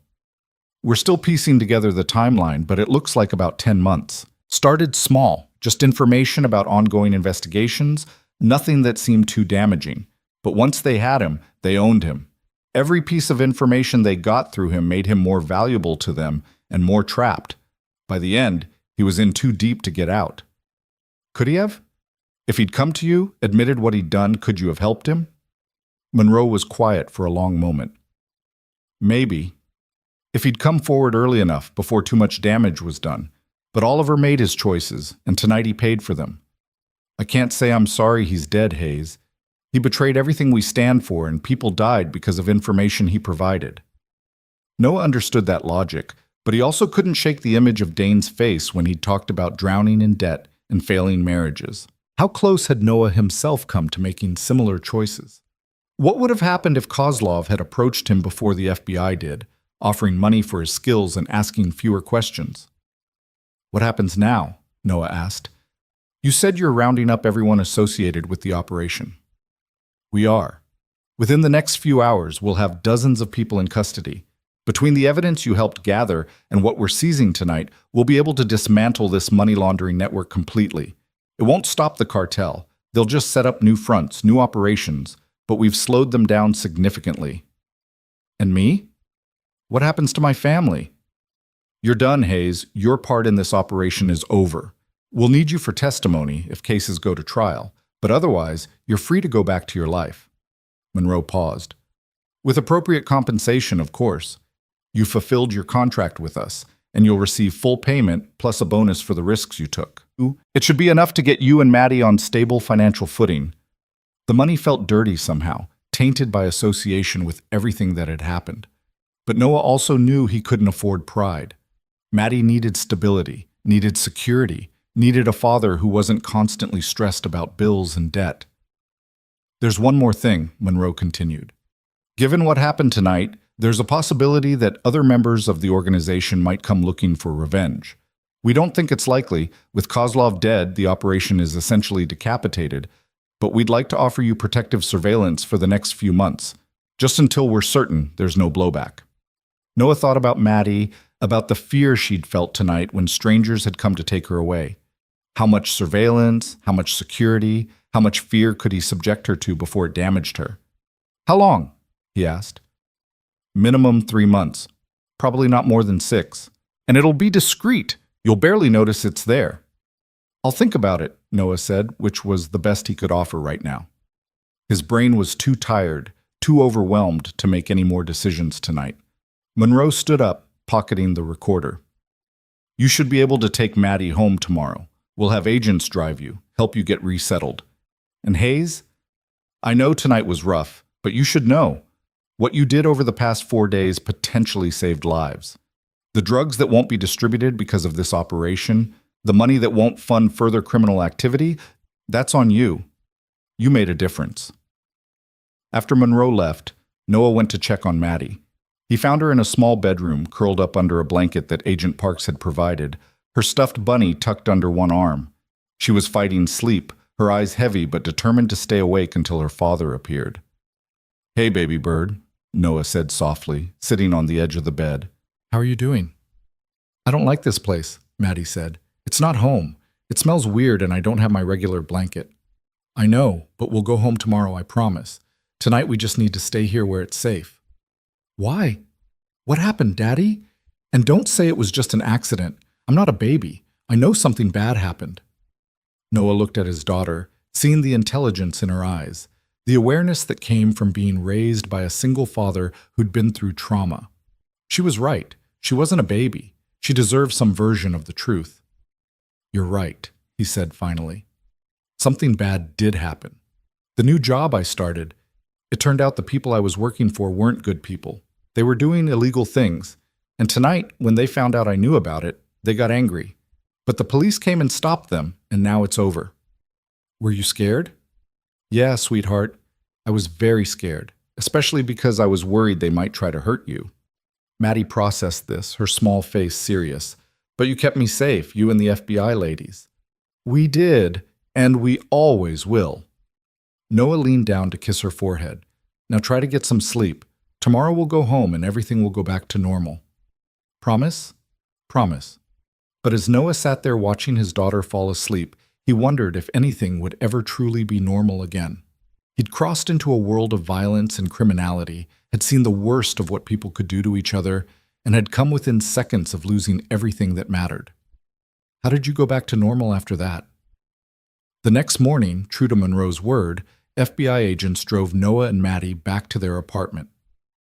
The building looked the same as always, paint still peeling in the stairwell, the smell of someone cooking breakfast drifting through the halls, normal life continuing as if nothing had changed. But everything had changed. Noah saw it in the way he automatically scanned for threats while climbing the stairs. The way his hand went to his pocket where the encrypted phone used to be before he remembered it had been confiscated as evidence. The way he double-checked the locks and looked out the window before letting Maddie settle back into her room. Mrs. Chen came by an hour later, worried and apologetic. "I'm so sorry about last night. Those people said you'd been hurt and they needed to take Maddie right away. I should have called you first, but they showed me badges, and I thought..." "It's okay, Mrs. Chen," Noah assured her. "You did the right thing. Everything worked out fine." Over the next few days, life developed a new routine. Noah didn't go back to work. Monroe had advised him to stay home until they were certain there was no retaliation coming. The FBI surveillance team was parked outside in an unmarked van, though they changed vehicles every day to maintain the illusion of normalcy. Maddie went back to school, though Noah found himself watching the drop-off area longer than usual, scanning faces in the crowd, making sure she was safely inside before he left. The money came through exactly when Monroe said it would. $60,000 deposited into Noah's account, with a form letter thanking him for his service as a federal contractor. It was more money than he'd ever had at one time, and it felt surreal seeing his bank balance actually show a positive number with multiple digits. Noah paid off the back rent first, then the medical debt. Then he opened a savings account for Maddie's college fund and put $20,000 into it. The rest he kept as a buffer against future emergencies, though part of him wondered what kind of emergencies he was preparing for now. 2 weeks after the warehouse incident, Agent Monroe came by the apartment for a final debriefing. Noah made coffee while she sat at his kitchen table, looking more tired than he'd ever seen her. The operation had clearly taken its toll. "We've wrapped up most of the arrests," she told him. 43 people in custody, including mechanics, drivers, money handlers, and several members of Kozlov's security team. The car garage has been seized as a criminal asset. We've frozen approximately $8 million in accounts connected to the operation. "And the cartel?" Monroe's expression soured. "Still operating, unfortunately. We hurt them, cost them money, disrupted their distribution network, forced them to rebuild from scratch, but we didn't destroy them. These organizations are like hydra heads. Cut one off and two more grow back." "So it was all for nothing?" "No, Hayes.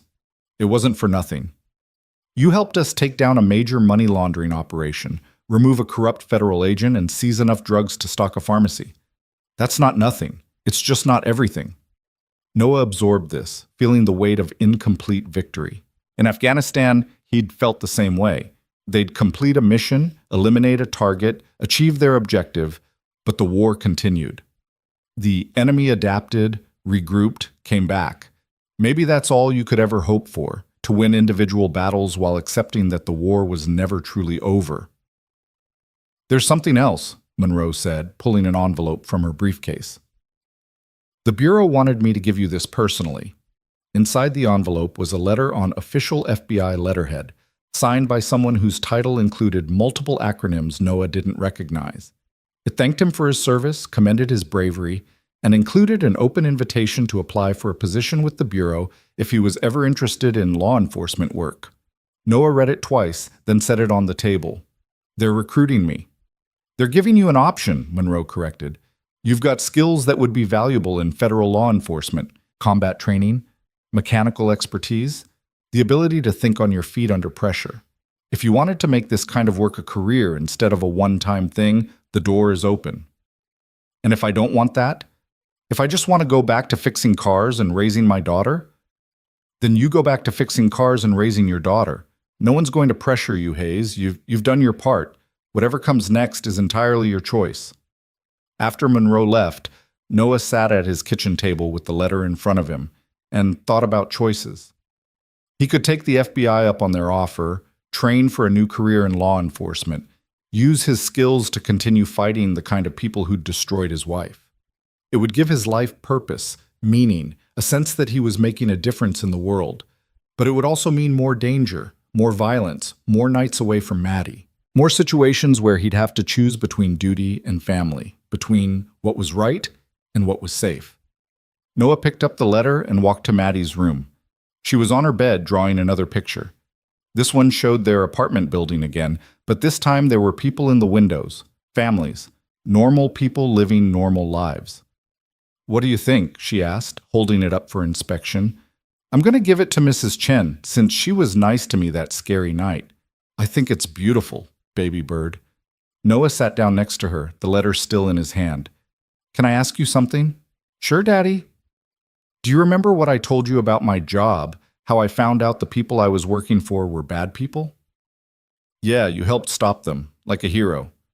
Noah smiled despite himself. "I don't know about hero, but yeah, I helped stop them. And now some people are saying I could do that kind of work as a real job, helping the police catch bad guys. What do you think about that?" Maddie set down her crayons and looked at him with those serious eyes that made her seem older than 7. "Would it be dangerous?" "Sometimes, yeah." "Would you get hurt?" "I'd try very hard not to." She thought about this for a long moment, then said, I think you should just fix cars, because I like having a daddy who comes home every night. And just like that, Noah's decision was made. He took the FBI letter, walked to the kitchen, and filed it carefully in a drawer where important documents lived. Maybe someday he'd pull it out and reconsider. Maybe someday he'd want to return to that world of purpose and danger and fighting for something bigger than himself. But today his daughter needed him here. Safe, present, alive. Noah pulled out his phone and called a number he'd been avoiding, Carl at Morton's Auto Repair. The conversation was awkward, but ended with an offer to come back whenever he was ready. The pay would never make him rich, but it would pay the bills. And with the FBI money as a buffer, Noah could actually build a life instead of just surviving day to day.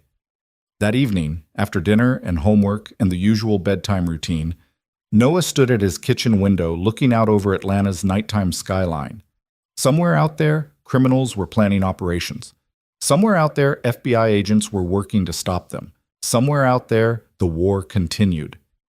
But here, in this small apartment with its peeling paint and secondhand furniture, Noah Hayes had finally found something worth more than any mission objective. He had found peace. And that night, for the first time in years, Noah Hayes slept deeply and dreamlessly, with his daughter safe in the next room and no encrypted phone buzzing with urgent messages. The storm had passed, and morning would bring a new kind of normal, one built not on adrenaline and danger, but on the quiet satisfaction of being exactly where he needed to be. 3 months passed with the kind of peaceful monotony that Noah had once taken for granted, but now treasured like gold. He returned to Morton's Auto Repair, and Carl welcomed him back with gruff understanding and no questions about where he'd been. The work was exactly as mundane as it had always been: oil changes, brake repairs, the occasional transmission job, but Noah found himself grateful for every predictable, safe moment of it. Maddie thrived with the stability. Her nightmares about the scary night, as she called it, gradually faded into the background noise of childhood fears that could be soothed with a nightlight and her father's presence.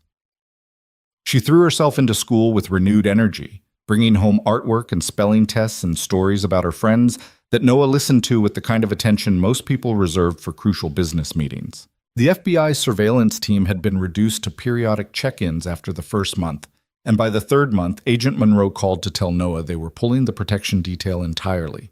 No credible threats had materialized, and with most of Kozlov's organization either in custody or scattered to the winds, the danger had passed. You're officially off our radar, Monroe told him during their final phone call. How does it feel? Strange, Noah admitted. I spent 3 months looking over my shoulder, and now I have to remember not to. That's normal. The hypervigilance will fade with time. Just live your life, Hayes. You've earned it.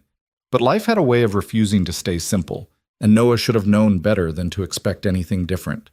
It was a Thursday morning in late January, cold and gray with the kind of drizzle that made Atlanta feel like a different city entirely.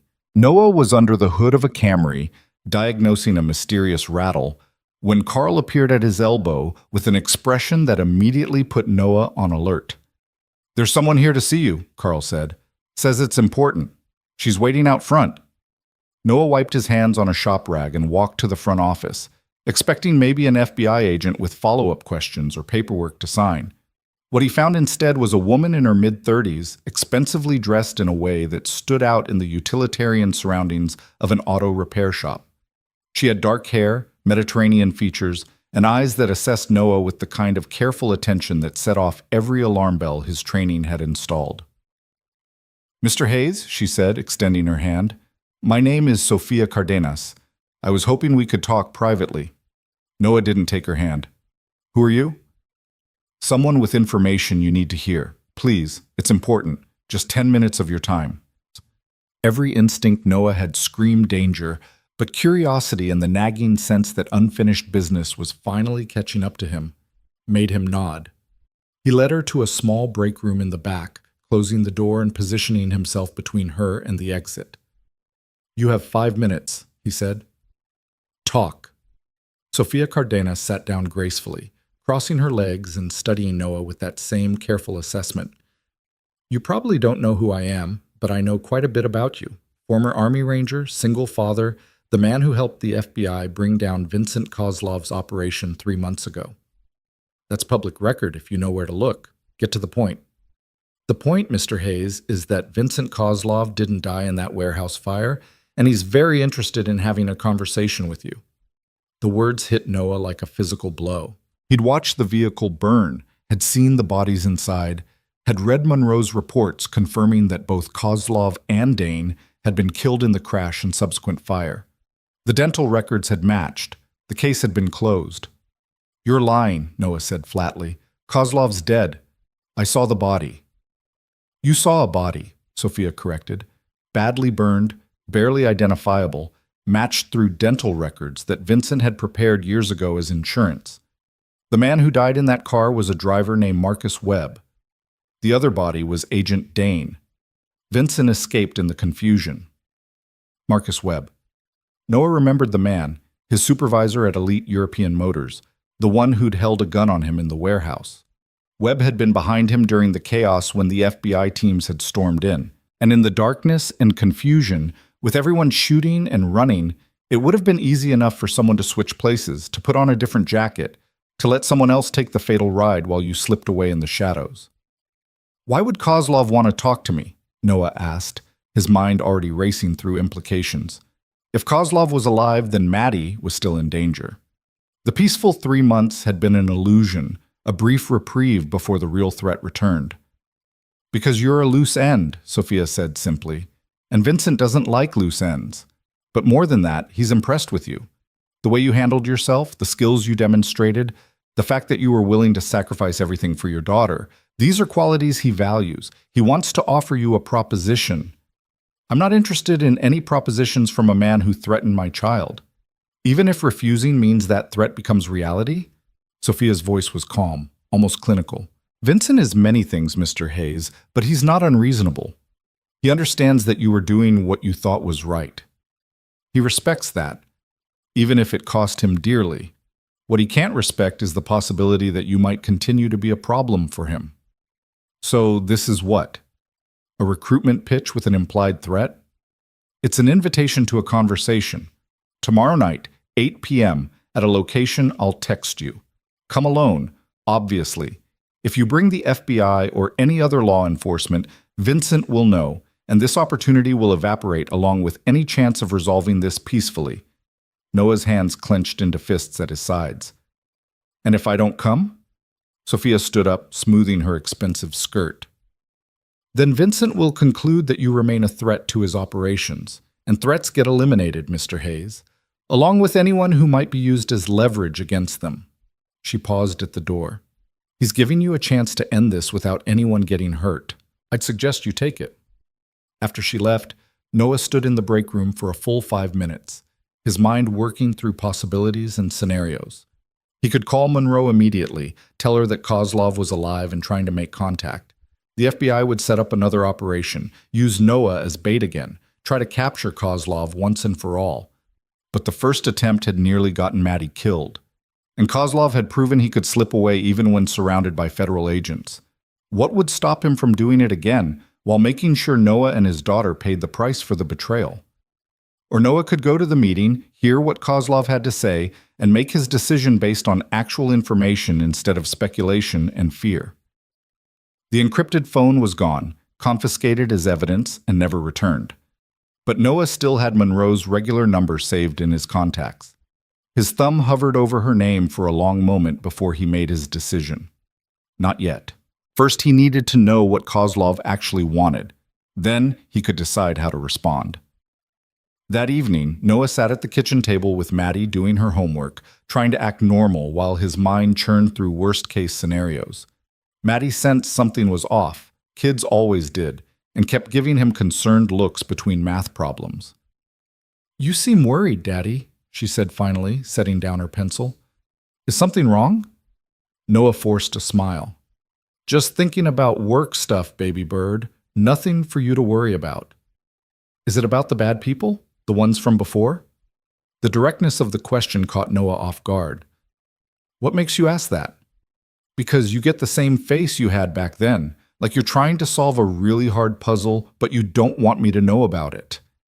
Maddie's expression was far too mature for 7 years old. "I'm not a baby, Daddy.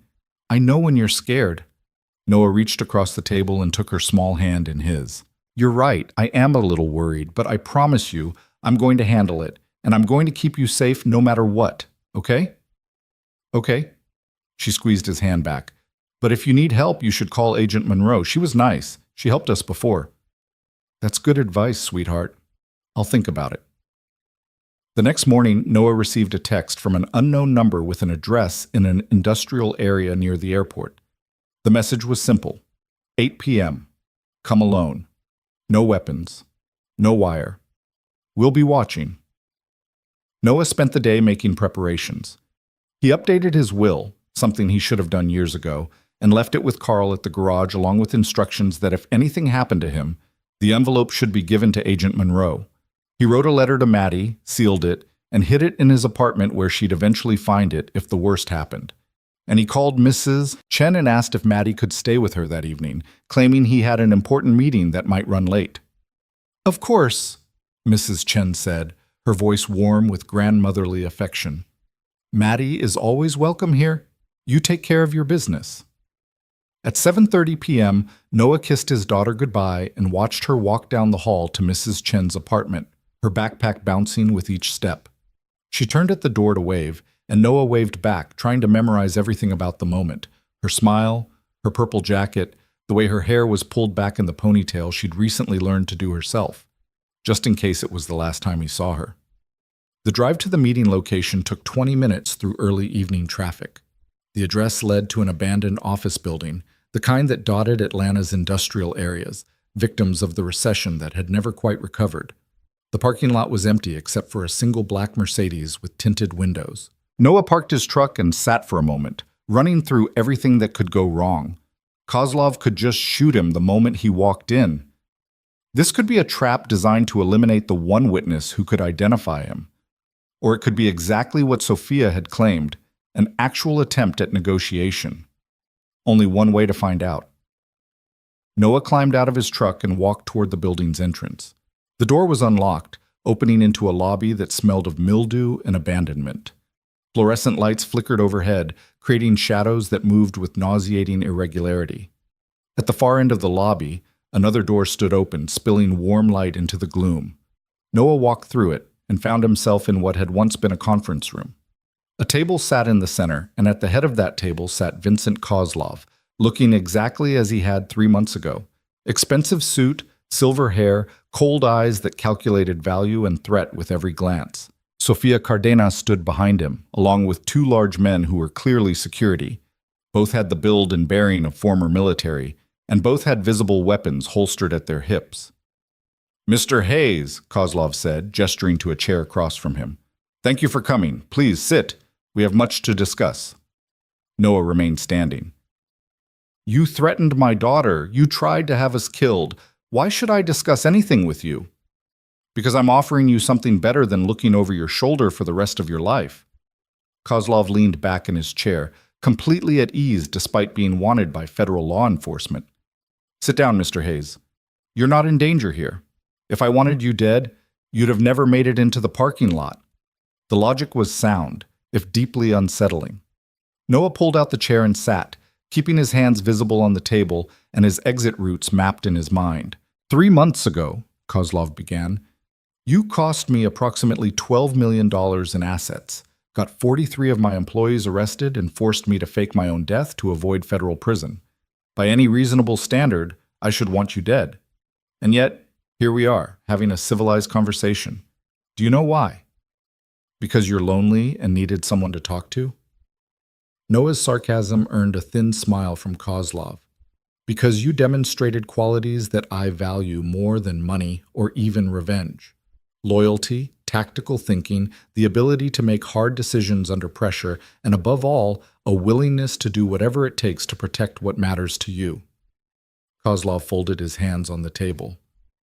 When you were in that warehouse with a gun to your back, you were seconds away from betraying the FBI to save your daughter. That kind of devotion is rare, Mr. Hayes. It's also exactly what I look for in the people I work with. So this is a job offer. You want me to work for you. Not for me. With me. As a partner in a new operation I'm building. Kozlov pulled out a tablet and slid it across the table. On the screen were photographs of a luxury car dealership, financial spreadsheets, and what looked like architectural plans. I'm starting fresh, learning from the mistakes that allowed the FBI to infiltrate my previous operation. This time, I'm being much more selective about who I bring into my organization. Former military with actual combat experience, people who understand operational security and can be trusted to maintain it. Noah studied the tablet without touching it. And what makes you think I'd ever work with someone who threatened my child? Because I'm offering you something the FBI never could: real security. Not the illusion of safety backed by surveillance teams that eventually get pulled. Not the hope that bad people will simply leave you alone, but actual tangible security for you and your daughter. Kozlov's eyes were intense now, burning with the conviction of someone making a pitch he believed in. I'm offering you $2 million, Mr. Hayes, deposited in an offshore account that no government agency can touch. Enough money to disappear completely, to give Maddie a life anywhere in the world, to never worry about bills or debt, or whether you can afford her college education. $2 million. The number was so absurd that Noah almost laughed. It was more money than he'd make in 20 years of honest work. It was the kind of money that could buy genuine freedom. It was also blood money, paid for with the suffering of countless people destroyed by the drugs and violence that Kozlov's organization trafficked in. And in exchange, Noah asked, what would I have to do for this $2 million?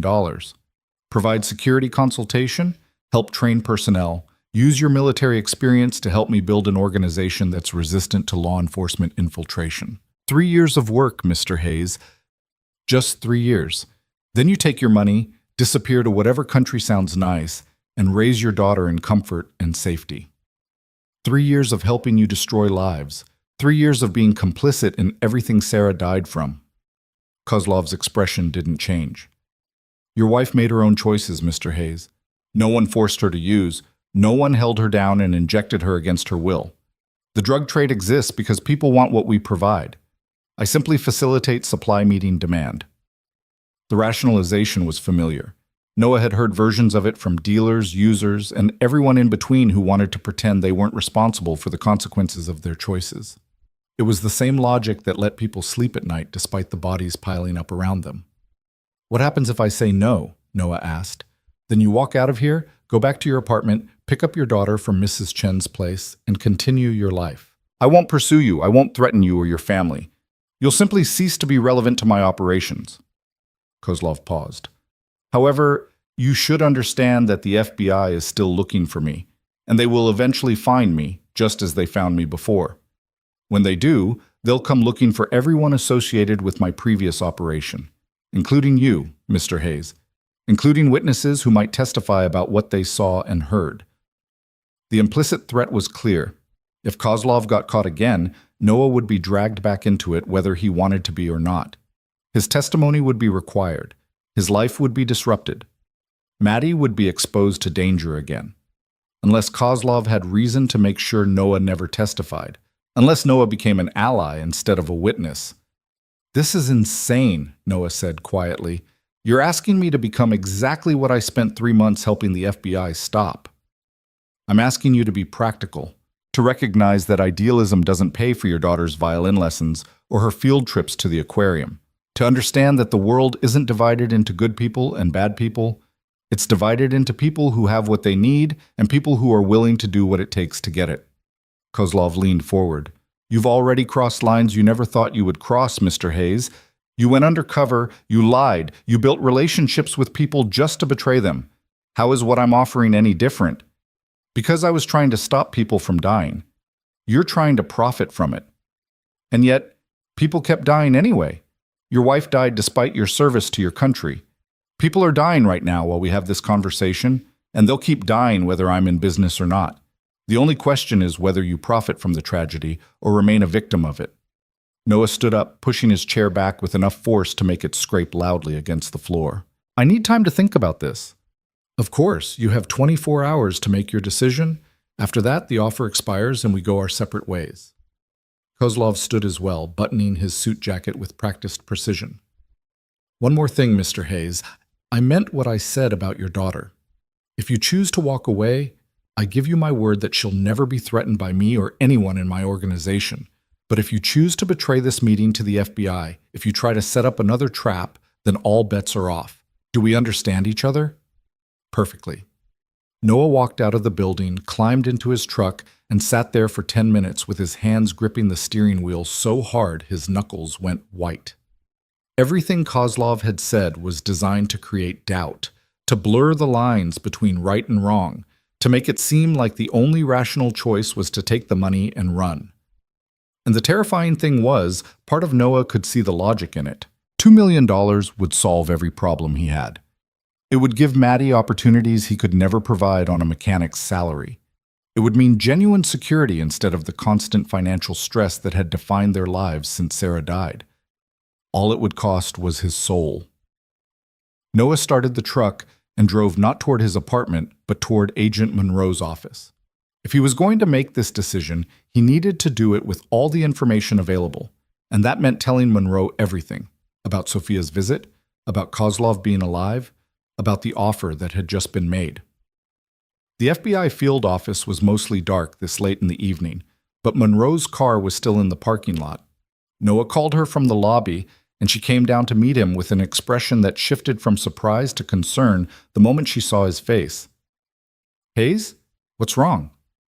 "We need to talk, privately." 10 minutes later, they were in a secure conference room, and Noah was laying out everything. Sophia's visit, the meeting with Kozlov, the job offer, all of it. Monroe listened without interrupting, her expression growing darker with each detail. "He's alive," she said when Noah finished. "Jesus Christ, he's been alive this whole time, and we've had the case marked closed. The question is, what do we do about it?" Monroe stood up and paced the conference room, her mind clearly working through possibilities. "We set up another operation, use you to get to him. This time we'll be ready for his escape tactics. We'll have thermal imaging, multiple perimeter teams, air support if needed. We can catch him, Hayes. And if he slips away again, if he decides I'm more trouble than I'm worth and comes after Maddie, we'll provide protection, real protection this time, not just surveillance. We can put you both in protective custody until when, Monroe? Until Kozlov's dead? Until every member of his organization is in prison? How long does Maddie live in a safe house, going to a new school, making no friends, living in fear?" Noah shook his head. "I can't do that to her. I won't." Monroe stopped pacing and looked at him with something like understanding in her eyes. "What are you saying, Hayes?" "I'm saying that maybe the only way to end this is to take Kozlov's offer. Take the money, disappear with Maddie to somewhere safe, and let you guys catch him on your own timeline without using us as bait. That's running away. That's letting him win.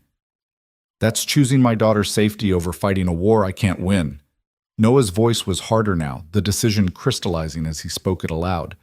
"You said it yourself 3 months ago. These organizations are like Hydra heads.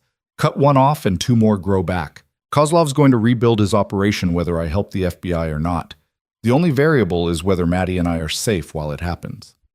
Monroe sat down heavily, and for a long moment neither of them spoke. Finally, she said quietly, "If you take that money, you become complicit in everything he does going forward. Every overdose, every life destroyed, you'll carry that weight." "I already carry that weight, Monroe. I carried it the day I couldn't save Sarah. I'll carry it for the rest of my life. But at least this way, my daughter survives to have a life. That has to count for something." "What if there's another option?" Monroe leaned forward, her eyes intense. "What if we fake your acceptance? You tell Kozlov yes, you start working with him, but you're feeding us information the whole time. We build a case that's ironclad, we take him down permanently, and you still get to keep the money as payment for your work as a federal asset." Noah had been expecting this pitch. It was the obvious play from the FBI's perspective, but he'd also learned enough over the past 3 months to know how it would end. "And when Kozlov figures out I'm FBI, not if, but when, what happens then? You swoop in with tactical teams again? We all cross our fingers and hope he doesn't have another escape plan prepared?" Noah shook his head. "I'm not doing it, Monroe. I'm not putting Maddie through that again. I'm done being your bait." "So you're just going to take blood money and run? That's your solution?"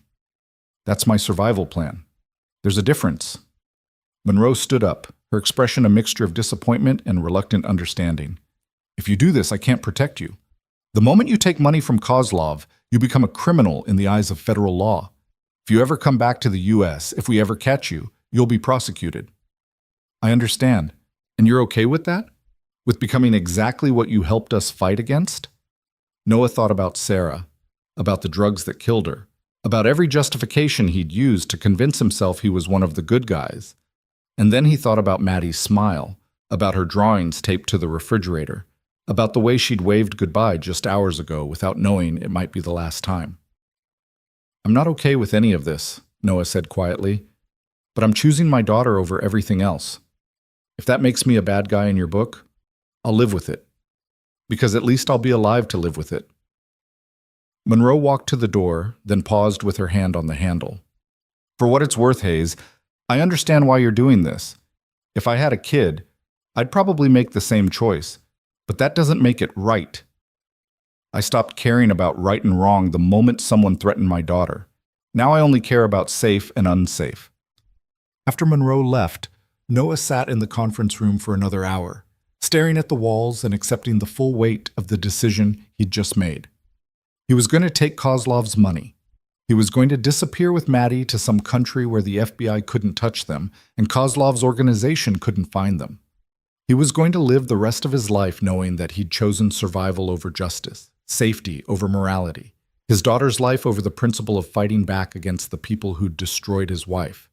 And he was going to have to live with that choice every single day. Noah pulled out his phone and typed a text to the number Sophia had used. I accept. When do we start? The response came within minutes. Tomorrow, 10 a.m., same location. Bring your daughter. You'll both need new passports and you'll be leaving the country immediately. Bring Maddie. Noah's stomach turned at the thought of taking her to meet Kozlov, of exposing her to the man who'd threatened her life. But it made sense from Kozlov's perspective. Having Maddie present ensured Noah couldn't betray the meeting to the FBI, couldn't turn it into another trap. She was both hostage and insurance policy. Noah drove home in a fog, his mind already shifting into the practical logistics of disappearing. He'd have to pack light, take only what would fit in a couple of suitcases, leave the apartment and everything in it behind, pull Maddie out of school without explanation, say goodbye to Mrs. Chen and Carl and everyone else who'd been part of their lives, all without telling them why or where they were going. And he'd have to figure out how to explain it all to Maddie in a way that didn't terrify her or make her understand the full weight of what her father had just agreed to do. When Noah got home, he found Maddie asleep on Mrs. Chen's couch, curled up under a blanket with her homework scattered on the coffee table. Mrs. Chen had fallen asleep in her armchair, the TV playing softly in the background. Noah gently scooped up his daughter, whispered his thanks to Mrs. Chen, and carried Maddie back to their apartment. He tucked her into bed, watching her sleep peacefully, unaware that tomorrow her entire life would change. And as Noah stood there in her doorway, he made a silent promise to her and to the memory of Sarah. He would keep Maddie safe, no matter what it cost him, no matter what compromises he had to make, no matter how far he had to run or what he had to become in the process. She would have a life. She would have opportunities. She would grow up safe and loved and free from the violence that had destroyed her mother. Even if it meant Noah Hayes would spend the rest of his life as a criminal, living in exile, carrying the weight of everything he'd become. The next morning, Noah woke Maddie early and told her they were going on an adventure. He kept his voice light and excited, selling it as a surprise trip, and Maddie's natural enthusiasm did the rest. She helped him pack 2 suitcases, chattering about where they might be going, guessing destinations with the boundless optimism of childhood. Are we going to Disney World? Or the beach? Oh, or maybe New York City.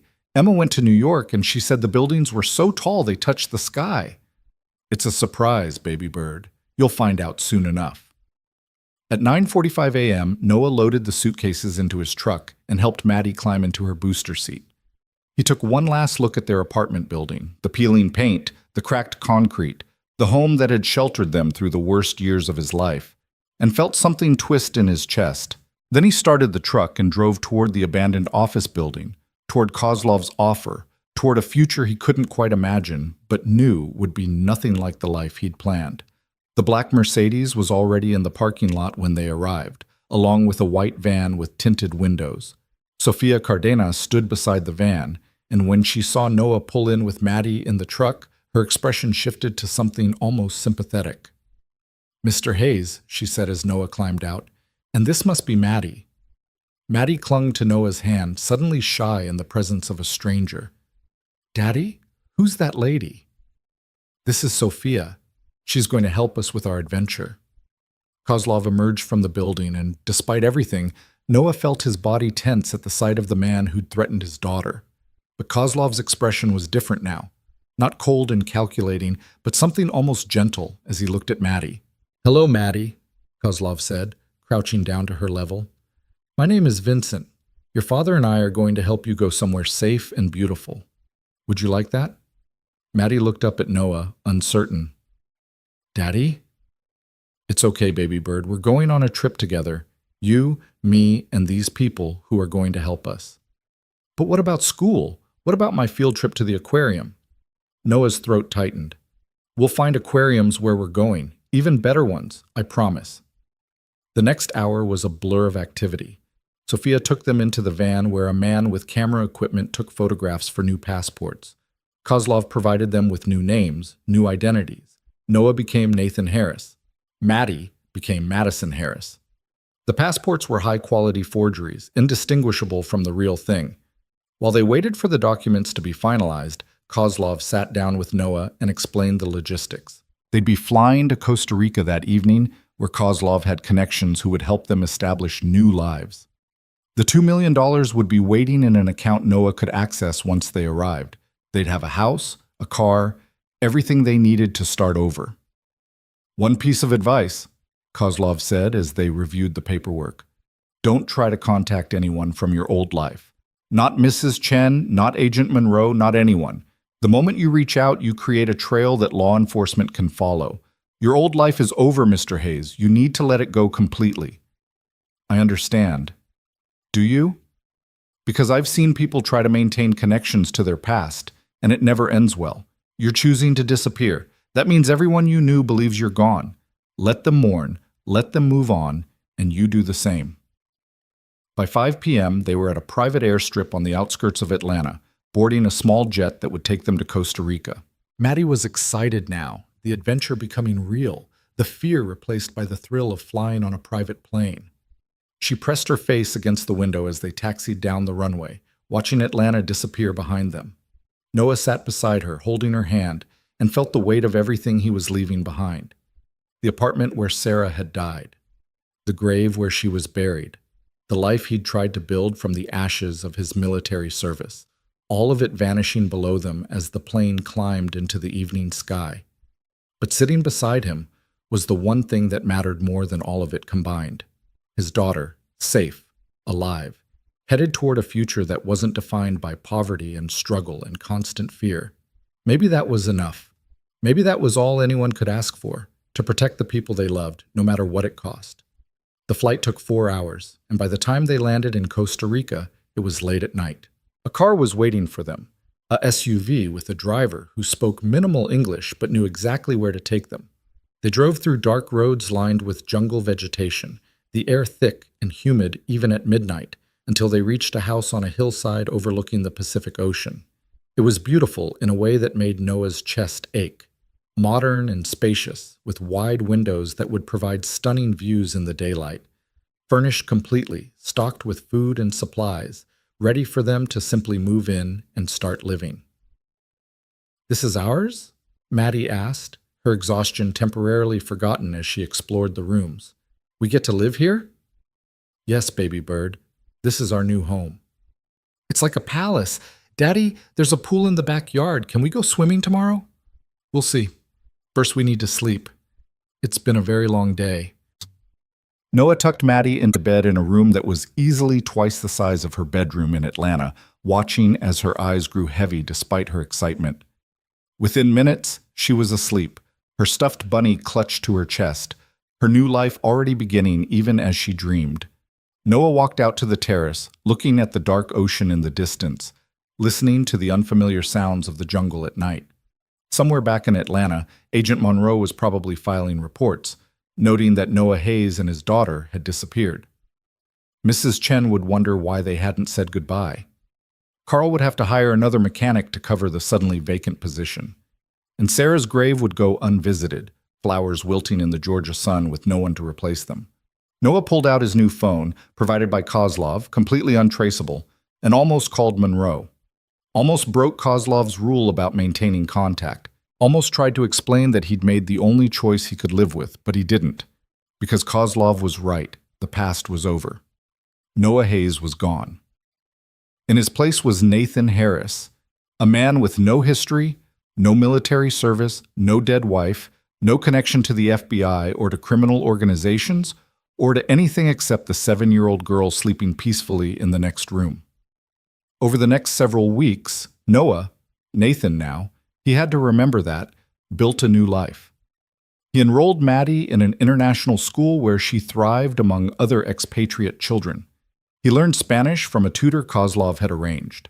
He explored the local area, finding beaches and rainforests and small towns that felt like they existed outside of time. The money arrived as promised, sitting in an offshore account that would generate enough interest to support them comfortably for years. Nathan didn't have to work, but he found a small garage in a nearby town where he could fix cars and maintain some sense of purpose. The owner didn't ask questions about his past, and Nathan didn't volunteer information. Maddie adapted with the resilience of childhood. She made friends at school, learned Spanish faster than Nathan, and slowly stopped asking when they were going back to Atlanta. The scary night faded into distant memory, replaced by swimming lessons and birthday parties and field trips to actual rainforests that made the aquarium seem boring by comparison. 6 months after arriving in Costa Rica, Nathan took Maddie to a beach for her 8th birthday. They built sandcastles and hunted for shells and watched the sunset paint the sky in colors that seemed impossible. And as they sat there with the waves lapping at their feet, Maddie said something that made Nathan's heart both break and heal at the same time. "I like our new life, Daddy. Is it okay that I like it better than the old one?" "Of course it's okay, baby bird. That's what I wanted, for you to be happy. I miss Mrs. Chen sometimes, and my old school, but here feels more like home. Does that make sense?" "Perfect sense. Do you think Mommy would like it here?" The question caught Nathan off guard, but he recovered quickly. "I think your mom would love seeing you this happy. That's all she ever wanted." Maddie leaned against him, and they sat there in comfortable silence as the sun finished setting, and Nathan allowed himself to believe for just a moment that he'd made the right choice, that survival and safety were more important than justice and principle, that protecting his daughter justified every compromise he'd made. But late at night, when Maddie was asleep and Nathan sat alone on the terrace with a beer and his thoughts, he couldn't escape the truth. He'd become what he'd fought against. He'd taken blood money and run. He'd chosen personal safety over collective justice. And somewhere back in the United States, Kozlov's organization was continuing to operate, continuing to destroy lives, continuing to produce the same kind of drugs that had killed Sarah. And Nathan had walked away from it all to save one child, his child, while countless others suffered. Was it worth it? He didn't know. Some nights he convinced himself that saving Maddie justified everything. Other nights he lay awake wondering if he'd sold his soul for nothing more than a comfortable prison. But every morning, when Maddie woke up with a smile and ran to hug him, asking what adventure they'd have that day, Nathan knew he'd make the same choice again. Over and over, in every timeline, in every universe, he would choose his daughter. Because heroes didn't always win.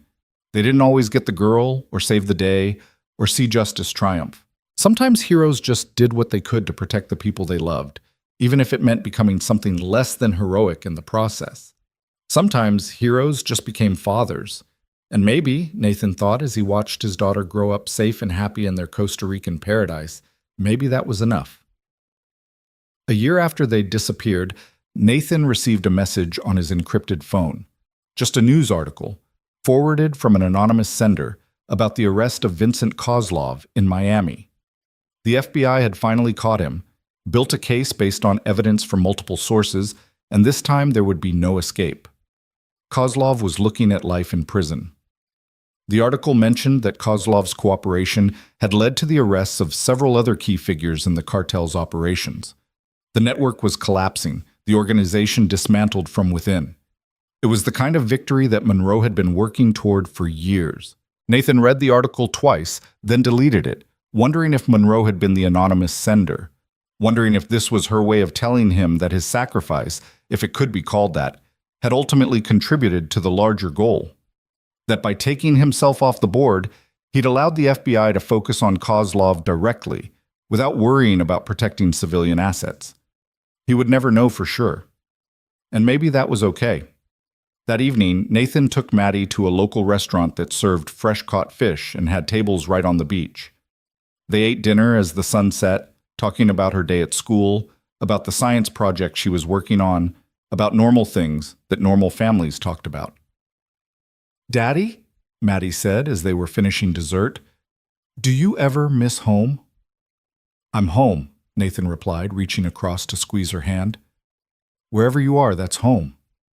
Even if we never go back to Atlanta?" "Even if we never go back to Atlanta." Maddie smiled, satisfied with the answer, and went back to her ice cream. And Nathan sat there watching her, this beautiful child who'd somehow survived everything the world had thrown at her, and felt something close to peace. He wasn't a hero. He wasn't even a good man by most standards.